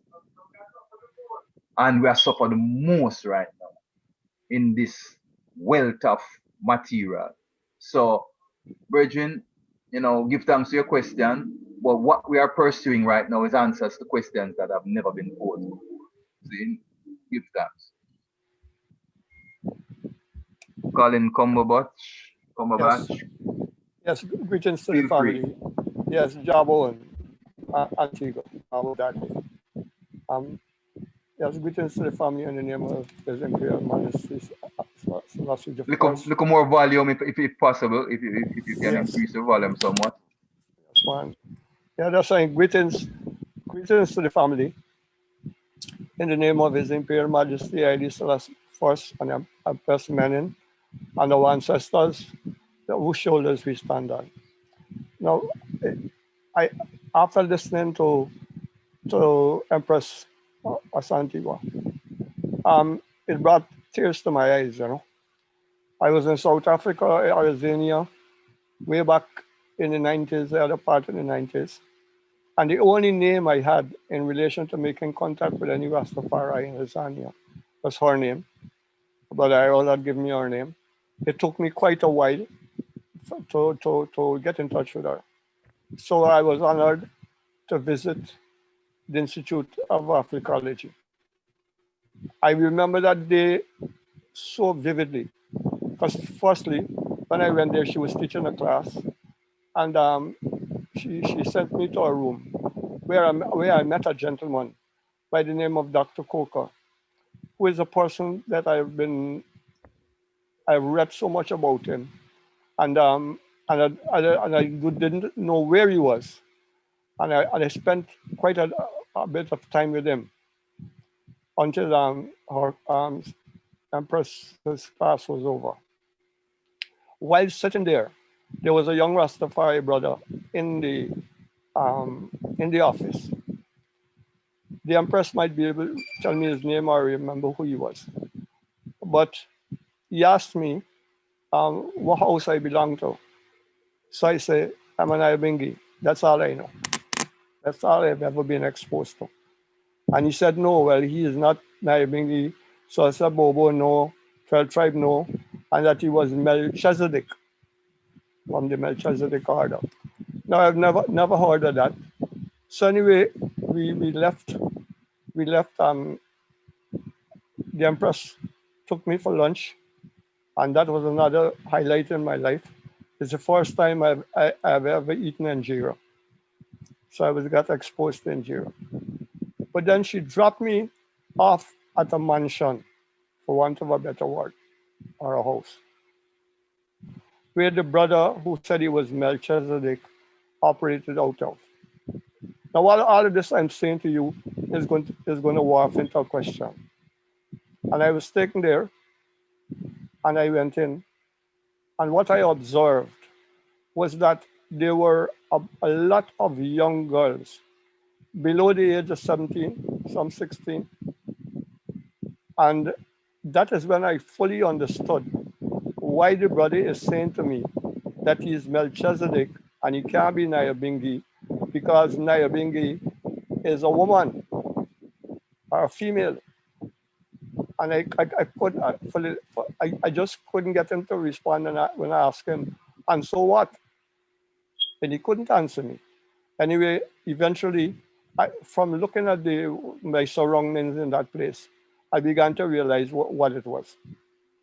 That the women in that house were being, how should I want to a better word? I don't want to say exploited, but I mean, I found the whole thing, and then the police came in, started to beat people and that kind of stuff. They never touched me because of my association. The white man, the white police in charge, knew that I was with the West Indies cricket team. And so he didn't touch me, but he just hit about a set of people. I'm not gonna call names. I remember the guy who was in charge of the Bingy house.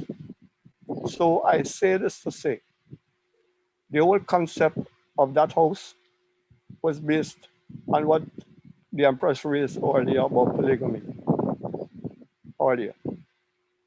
And to justify what they consider polygamy, because my understanding of polygamy is a little different than what I saw there.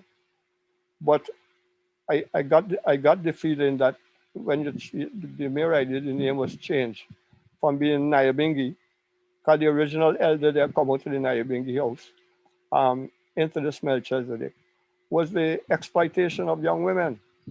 So the question I'm asking now, and I would like the Empress, both of them who spoke, to deal with the whole question of polygamy.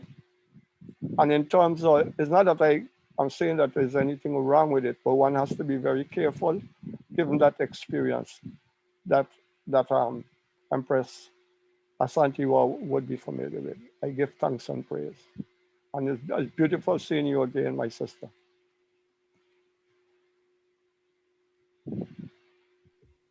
Should I respond? Please. Go ahead. Go ahead. Give thanks, Elder Colin. You brought me back to 1998, 99, when we started there at the King Lutuli Center, the first Africology classes that was being held. The chairs mentioned something when Black Mary, the sister, spoke about polygamy. And I'm going to pray, my Lord, that we must have a webinar on just that. And in overstanding the indigenous knowledge system around, not what you observed on that day, because indeed it is a fact that that house in Yeovil was, we do know that there were cases of exploitation. And in fact, the young Rasta that you met is actually now called Tau Tau. And I think King Tau Tau will probably not I call, but yes, he was one of he had just was on his way to travel to Ethiopia and to Tanzania. But I pray that, we can't run away from the reasoning about, what we call misrepresentatively polygamy. I don't even use that word no more, because it creates too much insensitivity, but it also creates a lack of discernment about why Africans did the way they do. And also that's a part of the journey of assimilation, and when you come home and you have repatriated, there are certain things that in the assimilation, because now you understand the language a little bit better, you understand a little bit more deeper than just accepting the general term of what a polygamy is. So in saying that, I really believe that this new faculty is the right space and the right place for I and I to have that reasoning on another, because it needs time to unpack. And I've had many sessions, including with my brother King Tau. We've had many reasoning on different platforms across Azania and the continent. So for me, it's important that we give it the time it deserves, because it is also something that Rastafari must deal with. We can't behave like we're not polygamous. So we have to give that time. So Elder Colin, I really believe that what you have done for me today is to affirm and reaffirm for me that, you know, Ones and Ones Think Africology is something that we just started yesterday. And you just really help Ones and Ones also to understand that this institute has been a long time coming. And I pray thee that you'll be able at some point, even your descendants will be able to come and walk the land of the actual Institute of Africology owned by I. So that's important for me to say. The last thing I want to say before I close off is the sisterhood, the Rastafari sisterhood, has also found a different understanding on how, you know, I was able to witness Rastafari sisterhood coming forward again, you know, and taking on the mantle, not holding back and saying, no, we don't want to offend the brethren and things. But what I've seen in the last couple of years is that the elder sistren, the elder matriarchs of Rastafari are now realizing that indeed the Rasta woman can become leader of this movement. Indeed, she must take her rightful place as a director and direct the way in which the river of the Rastafari movement is flowing. And for me, those are some very critical things that I wanted to just make mention. In closing, the center that we are building there, and I was happy that the elder asked me about the flags. At this moment, I only have the Lion of Judah flag. I don't have the UNIA flag, and I'm hoping we can rise that flag, those both flags on Black Liberation Day. But the resource center is exactly that. Around the resource center, there are 2 more empty schools. One of the schools is going to be a teacher's college, and I'm hoping that's where Rastafari is going to run and take it. The other one is going to be the combined school. So the resource center is the feeder to what we're going to do next, which is because we need a teacher's college. We need a teacher's institute. And then from there, with the practicals will be done in the combined school from RR, as they say in South Africa, to tertiary. So the plan doesn't stay only at the resource center. And I want the item to understand that the king of the area, the Nkosi, gave I this amount, all these properties. So the point I'm making is that, you know, we didn't go to the government for this. We went to the traditional custodian of the land. So, and it is written, it is legally bound. It cannot be taken from I because the king came and showed where the land stops, where it starts, what belongs to I. So what I'm saying is that we've laid the foundation. All we have to do now is build up the house. And that is where I'd like to close and give thanks to the Most High for this beautiful platform. And I'm looking forward to the webinar on polygamy and Rastafari. So let's hear the first. What about Dr. Coker? Oh, Dr. Coker has gone. He's now an ancestor. He transitioned in 2006. I'm still with the family, and the family is still with us. But in Tata Coker, he rests in power, and we remember him every day. Gabon. We hear from General Tau and Empress Black Mary Menon regarding the question on polygamy. Yeah, but some hands were up before them. Well, the question that had been posed to both of them by Colin Cumberbatch. He asked that both the empresses would speak to that question. So, Jabo, I pray thee. Concise as possible, please. True.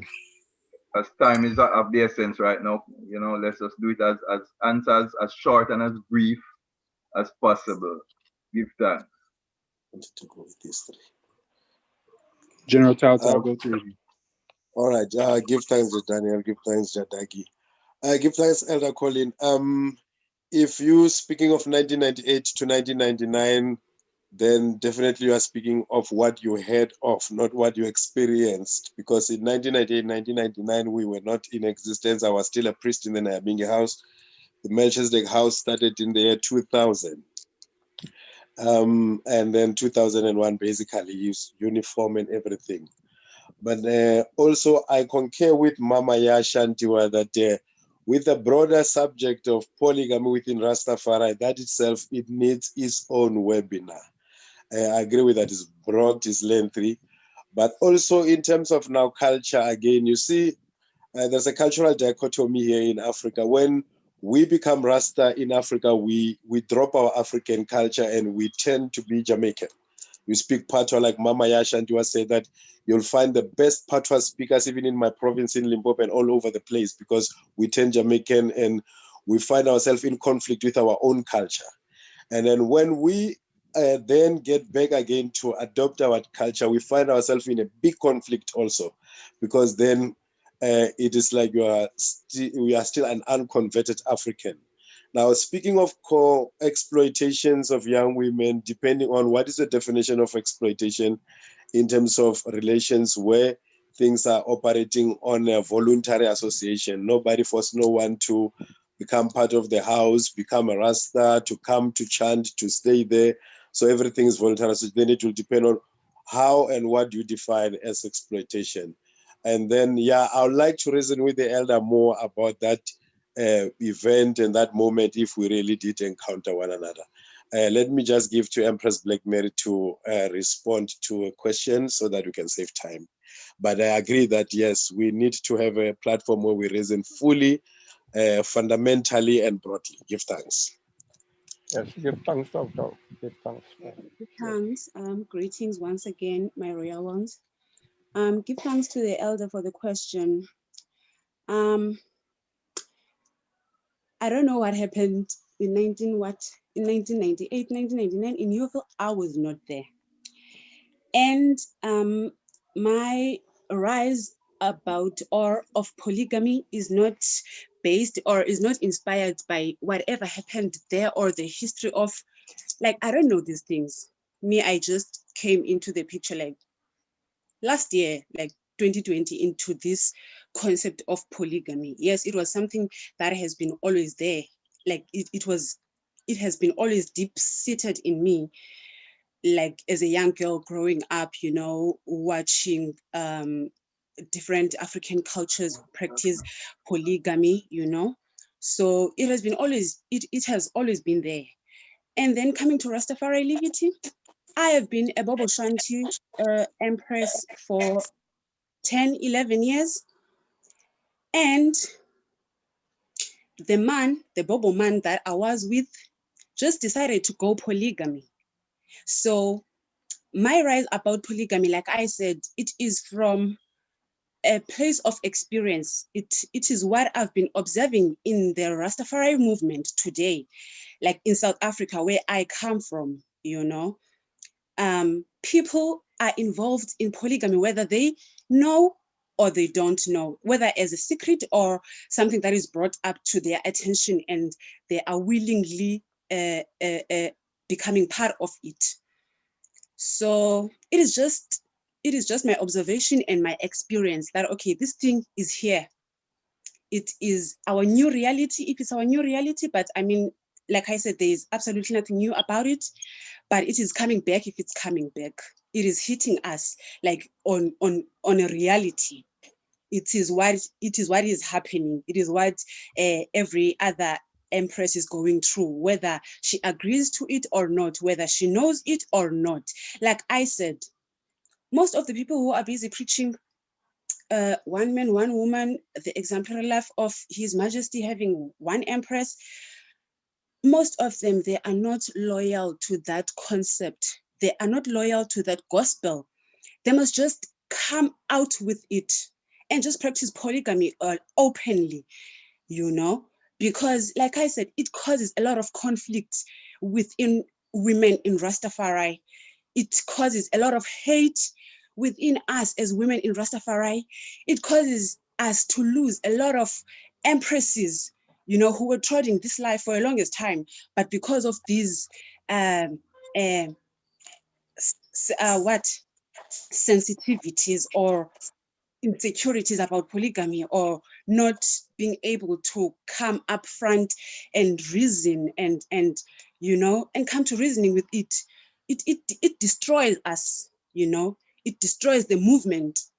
What I'm saying, from what I've seen, from my experience, from what I've been observing, polygamy is here. That is just the reality. We should just, in Bobo Ashanti, the highest order of priesthood, you know, where people are preaching one empress, one king, one empress, but it's not happening. Are we really loyal to that concept? Because people now are branching to polygamy. They can't stand the one woman concept. It is the reality. And I've been posting about this on Facebook. I've been saying it. I've been loud about it. Yeah, we're timing and all that. We need that need a whole webinar for itself. It need a whole discussion for itself, my sister. Give thanks, You know, my lord. there's so much to be unpacked about it. And there's so much that ones don't know. And we need to go like when we're seeking to know what a word truly means, we have to go to the etymology of the word.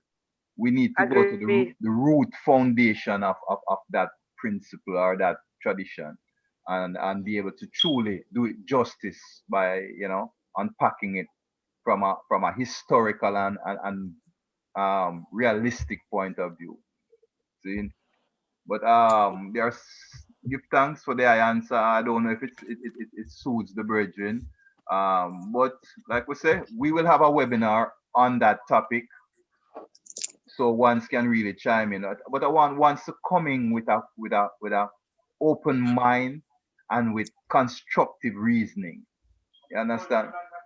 You know, one wants to come in with accusations and prosecutions and phobias. Come in to the conversation with an open mind. You know, do your research. You know, come with some facts and some solid reasoning.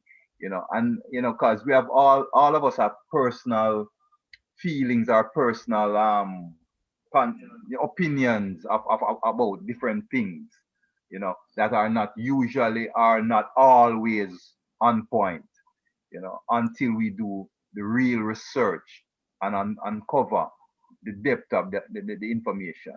See, so with that said, Ambassador Jazz, you have your hand up, unmute and hold your question. Greetings, everyone.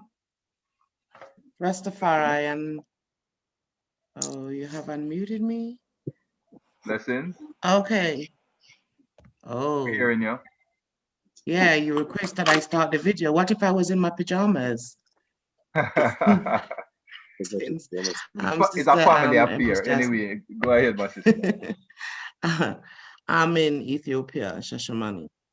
I give thanks for the reasoning and the topics. I'm going to talk more on the business and the culture. You know, yeah, the agriculture sector and the business sector. As Rastafari, we do need to get into it. You know, we look at us online here. We're in all parts of the world. We're in all parts of the world. So there's no reason why we should not be trading, you know, as Rastafari internationally.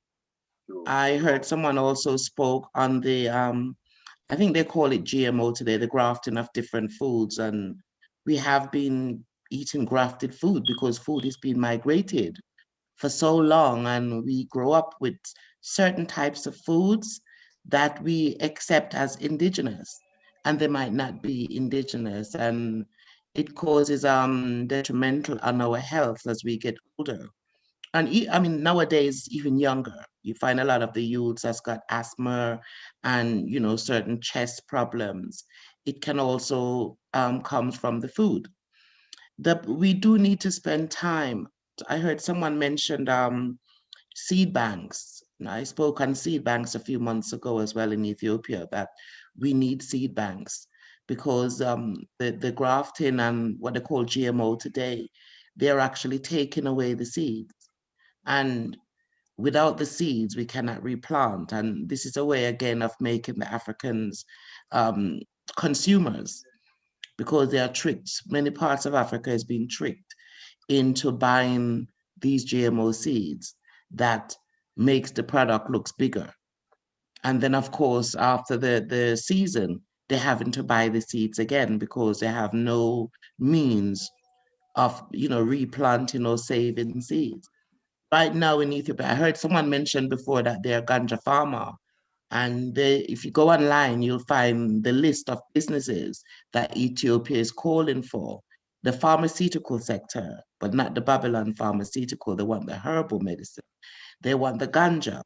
There's, those kind of businesses. And right now, those who are in Jamaica, we need cement bad. And I'm hearing that Jamaica does have its own cement factory that is theirs, and steel. So these are things that can be, as races, we can take that run because, we have taught everybody in the world already. We have been teaching for so long, whether it be by music or whether it be by drum. We have spent a lot of time teaching, and while we're teaching, we haven't gained much in ourselves. Our spirituality is intact. But at the end of the day, we are supposed to be leaders. And we taught leaders. We taught leaders. I mean, those who run sound system and, where our singers and DJs were sending the messages out, and the little white boys that hang around the sound system. And then within a few months, they're on stage and they got records cut. So we do tend to give away our talents in the wrong directions, this throwing our pearls to swine. But I would suggest that we look at doing more businesses in international trading and using the technologies that are there like we are now. Because just like we're sitting here together now, there can be a board of director, which consists of St. Lucia, Jamaica, Ethiopia, around the globe, because we have the technology to do that, and running businesses to be moving food and products around the world, and other materials, clothes and, the things that we need. And even though I'm in Ethiopia, it doesn't say that we don't need certain products. And those African descendants that are in the UK, for instance, are forced into purchasing foods from the same colonials that would like to kill them.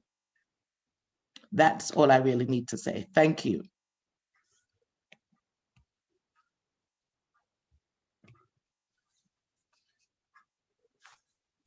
Give thanks. Yes, and we would like to call on Queen Mother Moses. She's had her hand up for a while.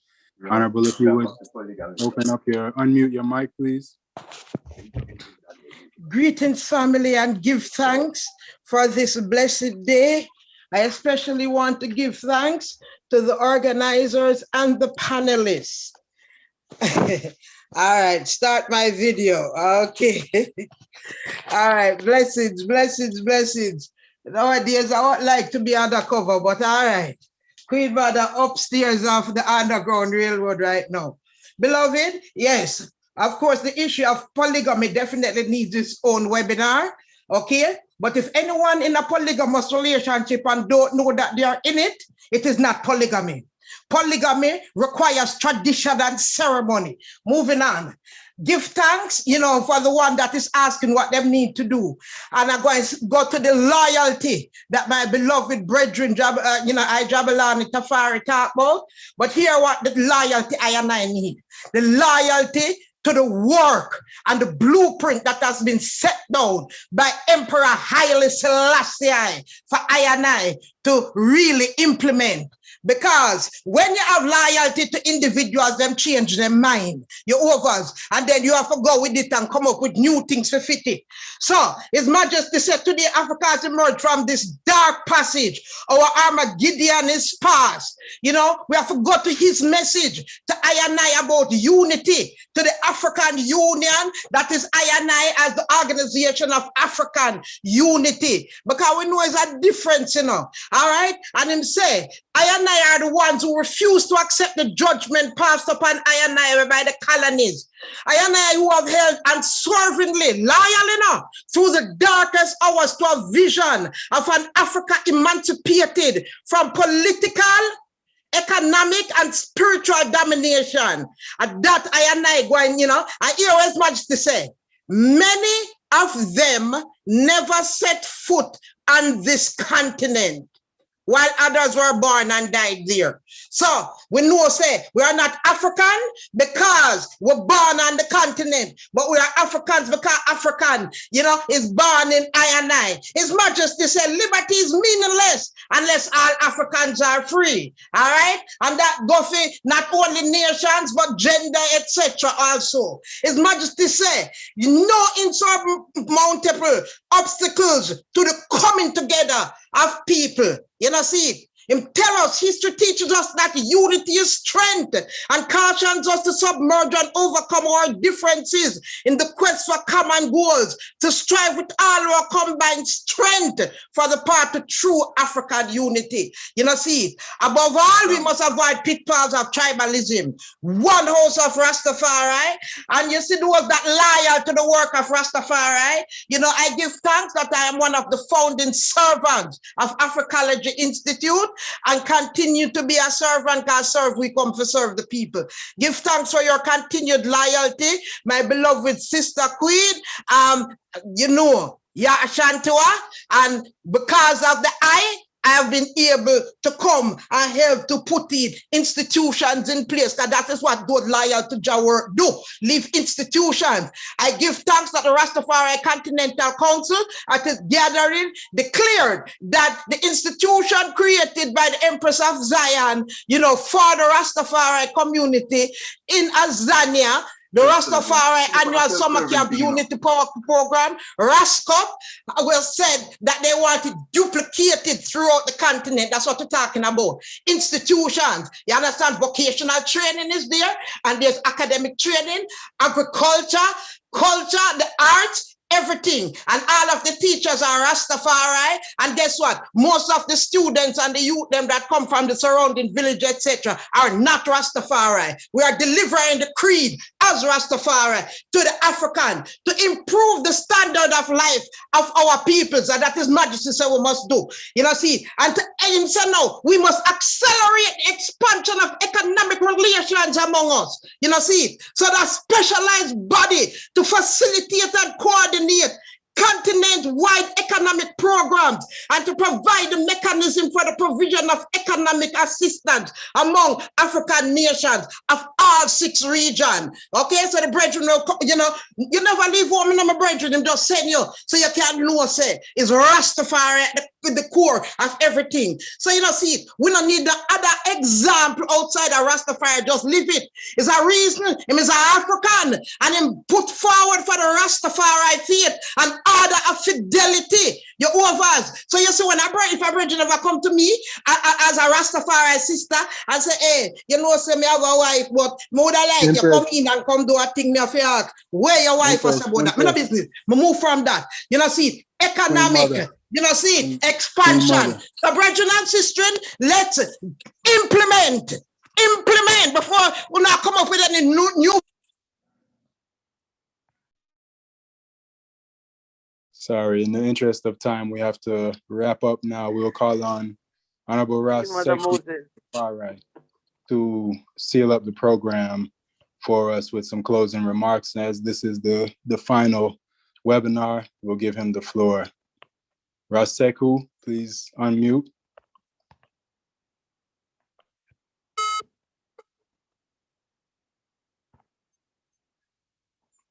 Raseku. Yeah, give thanks, Mother Moses, for your sound, you know. Yeah, You hear I, brother? You hear I? Yes, I'm on me heard? Rasaku. Yes, You hear I? Rasaku. Yes, Yeah, man, I. we hearing you. Just All one right. second. Just 1 second. Just 1 second. Give thanks, Mother Moses, for your sound. Well taken. I bless, I give thanks. Go forward with the rest. Yeah, man. So as we Rastafari move bless. on, Can take a little bit more reasoning, Rasaku, go ahead. brethren. Yes, I. Rastafari bless. Chairman. Who is this? Ruben Kush. Yes, sir. Quickly.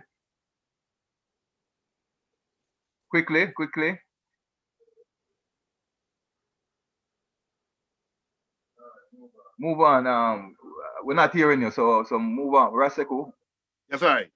Yes, I. We give thanks. I want to start off with saying that Garvey said, liberate the minds of people. If you want to liberate the minds of our people, and you will liberate the bodies of men. Liberate the minds of men, and you will liberate the bodies of men. In this crucial time, we are experiencing what we call this great narrative discussion taking place among I and I. This is the sixth of this great works, mighty works being put down, and we got to pay tribute to the African Rastafari. This whole the question of what we have been addressing from webinar 1 to now this cultural webinar, which dealt with the whole idea of what we need to preserve, our heritage, what we need to hold on to, what we need to weed out. These are some of the things that we need to address. The importance of agriculture as a culture, the first culture that we have experienced as human beings, developing that. We have to look at the question of many things that we need to address within our nation as a people. One of it is the whole question of polygamy, which we need, as is stated before, a whole webinar basically to deal with that, because as Mama Moses rightly said, a lot. If you in a polygamous relationship and you don't know what you are in, I would say you are in a illegamy relationship. And illegamy means that a lot of people practice illegamy without the permission of the principal partner giving them permission to be involved in something like that.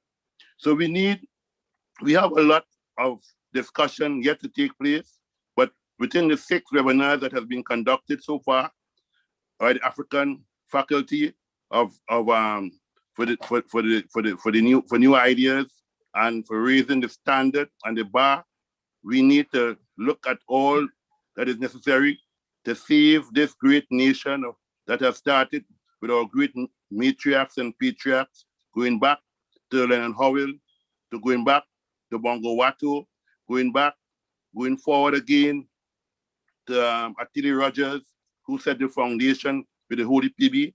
Even Azania, South Africa, you have the Church of the Holy PB, which was set up somewhere in the 20s. So we had to set those standards, remembering that Marcus Garvey, Attili Rogers was the first one in the Holy PB to ascribe Marcus Garvey as our prophet. He was in the Holy PB is where we found the creed, the initial creed. So here it is. We must know that our culture, or the whole question of we need to look at everything that is before us here at this point in time, and we need to look forward in terms of going forward with all the intellect and all the grace that we have as a people. I want to say on behalf of Frontline and the work that is being done by the Africology Institute, we will want to livicate all the books that Frontline has published to setting up a Trueberry in Azania for the Africology Institute. And that is a start, because to us, culture, every time the invader went into any land, if you look at Alexandria, if you look at if you look at Azania, if you look at Ethiopia, you see it. The first thing you do is to go for the manuscripts and take them away. So who write the story, who write the narrative, is the ones who are going to tell the story. As was told about the lion by my dear brother Jabulani, that when the hunter writes the story, he could always say the lion is the most cruel and is barbaric and all that. So we need to start writing our story. Hence the reason we are opening up to teaching people about how to publish, how to do publishing themselves. So that's one of the things we will be willing to do as time goes on. Building our own institution is very vital, is very crucial at this point in time. When we look at, as we go forward, what Marcus Garvey was able to build, over 7 million people, and galvanize over 7 million Africans over the world into the UNIA and the African League. We say today, here it is, we have all these different, what do you call, social media available to us, whether it's Facebook, Instagram, and all the others. And we are yet to be able to galvanize and do the same work and take it to a level that Marcus Garvey was able to do with the newspapers that he was publishing, taking it, sailors was taking it in their stomachs and smuggling it to Tanzania and other parts of Africa and South and Central America and the Caribbean. So we want to say today is a very vital time in our history as Rastafari people. We are now taking root. We are now taking control of our own destiny or destiny as we see it. We are now starting to write our own history or Rastatology. We are now writing it in our own way and in our own how we see it and how it has experienced our experiences. Because before, the people who were writing books about Rastafari were non-Rastafari, Joseph Owens and all these people. Most of them were Joseph priests and so on. So we have to take all this into our consideration. We are going to take back the power into our own hands as Rastafari people, and we need to continue to develop, take forward our culture. We need to create institutions, whether it's garment industries, whether it's whatever. But whatever we do, we need to make sure we control the intellectual property. We need to make sure we control the rights of whatever we do. ITEL living is a big thing now all over the world, because people realize that the Rastafari people, the Rastafari nation, although unlettered from the initial days, those people had the right concept of seeing and knowing that we have to deal with it with whatever comes from the ground. As one say, let our food be our medicine and not our medicine be our food. And that is the life of the Rastafari man and woman today. And it was give thanks for the foundation that we got through Priest Emmanuel, through Bongo Watu, and through all those Sam Brown and all those great leaders or great patriots and matriarchs who went before I and I. We give thanks and we herald them. And they are sure today they are going to be proud of us that we were able to put forward these 6 webinars. And now we could sit down and compile them and put it forward in essay forms and documented forms. So the young people coming forward and we could hammer out a new liberty. Not the liberty would always be there, but we're hammering out a new concept, a new conceptualization that is important for the development of this new nation, of this nation that is still young, just over 80 years old, but we are still going forward with grace, and we're going forward with honor, and we're going forward with love. Give thanks, and I salute everyone for all the efforts that has been made in making all these webinars a living reality. Give thanks to Priest Doggy. Give thanks to Mama Desta. Give thanks to Daniel, hardworking one, and everyone who make the contribution in this arena on this platform. in terms of the work is now started, because now the documentation time has come where we have to put together all this in this narrative together, and for it to make sense for the masses that is out there waiting to suck up on the knowledge. Give thanks. Here I last the first, and then Press Men in Aswa, our perfect balance. More love, more light.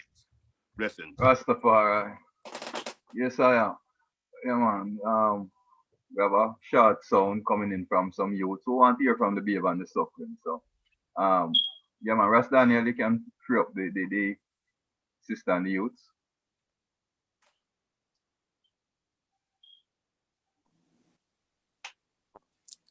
Greetings. My name is Jala. Rastafari, speak freely. Greetings. My name is Judah. Yeah, I just wanted to say good thanks for this meeting. I'm glad that I can been a part of this and be able to listen. And I want to also say that a good way for other youth like my age to be able to understand and learn about different things would be to start doing certain things like this on like social media and like seeing this on like TV and films. This would be a good way to get other youth integrated into like Rastafari culture, because a lot of us like we don't really see it. A lot of Rastafari things on like our social media feeds or on TV and stuff like that. A lot of representation. So I feel like a good way to get more participation from youth would just to start to bring it towards the platforms that we're on as well. So yes. Especially in like different music genres, and since youth today are not, especially Rasta youth, we're not only listening to reggae, having Rasta artists that don't only do reggae, of course reggae artists too, would really help like spread out different people's hearing what we have to say and stuff. reaching more people. Okay, yeah, we understand you. To expand, to expand it more, yeah, like Ayana Jal said, to put it in music, in art, in stuff that youth in general use. Yes, In a lot of movies. Yeah. Bring it to you. Yes, you want it in your in the media that you understand, that's familiar to you. Yeah, I get that. And we totally understand. And it's part of growth and evolution. It's part of development. You know, we are living in the technological age, so we need to advance technologically, is what we are hearing from the youths. And we accept the sound and you know, we'll value the sound, you know, and contemplate the sound as we move forward. You know, give thanks for your contribution. Give thanks. Give thanks. Give thanks. Yes, Rastafari, that's a note too. That's a beautiful note for I and I to seal upon, you know, coming from the babe and the suckling, you know. They found some form of substance in what we did today. And they so much so that they are requesting that we formalize it in other genres, in other ways, bring it other formats, bring it to them on other levels that they more understand, that are more hip and trending in their age. So we totally understand that. You know, that is part of the reasoning. I will end with this song. When I read the opening speech of His Imperial Majesty Emperor Haile Selassie I in the ecumenical conference that he kept for the Oriental Orthodox bishops, that is why he said he got called that conference, you know, because he said that religion had become, you know, obsolete, not in tune with the reality of the moment, the time that the people were in. And he called upon the venerable fathers to look at it using science, history, and the purity of their liberty, which is how he put it. And, you know, he knew that they would be able to construct something more in tune with the time and space in which people live. And he gave certain other examples. But you know, with hearing the youths, that is what it brought to mind. You know, where our Father himself have seen within his time and space, you know, a need to evolve, a need to revise the Constitution, and a need to reformat the approach, you know, which is what the new faculty of overstanding is attempting to do, you know. And I constantly kind of hearing this little buzz on the side, you know, new. The word new seems to drive certain concern in people. We are not creating a new livity. The livity is the livity. It is pure in of itself. But as imperfect beings, our approach from time to time have, you know, been wrong, been off, you know. And in some cases, yes, it worked when it worked, but it is no longer working. So it needs to be revised and a new approach developed. You know, that is what the word new means. We are building on the foundation, as Mother Moses had said in her song. We are building on the foundation. That is what we are here to do. Build on. We're not here to destroy the foundation, because if the foundation be destroyed, what would the righteous do? As the ancient sage had asked. Okay. We are not here to destroy the foundation, but to build on it. And I think these 6 webinars, along with others that are being held out there by Dark and IDOR and groups, you know, trying to make a difference, is causing the conversation and the mindset to develop. You know, as Raseku said, the ultimate to these 6 webinars will be the document, which is really where the work starts, that will be drafted to depict the opinions and the approach identified by ones and ones, and to come up with solutions to the problems that have been plaguing I and I. So for all participation, the new Faculty of Overstanding Committee gives thanks. And, you know, we are the humble servants of I and I people, you know, the Pan-African family, the Garvey family, the Rastafari family. See, we are here, you know, doing thy will, Most High. Jah Rastafari. Yes, I give thanks. Rastafari. Rastafari.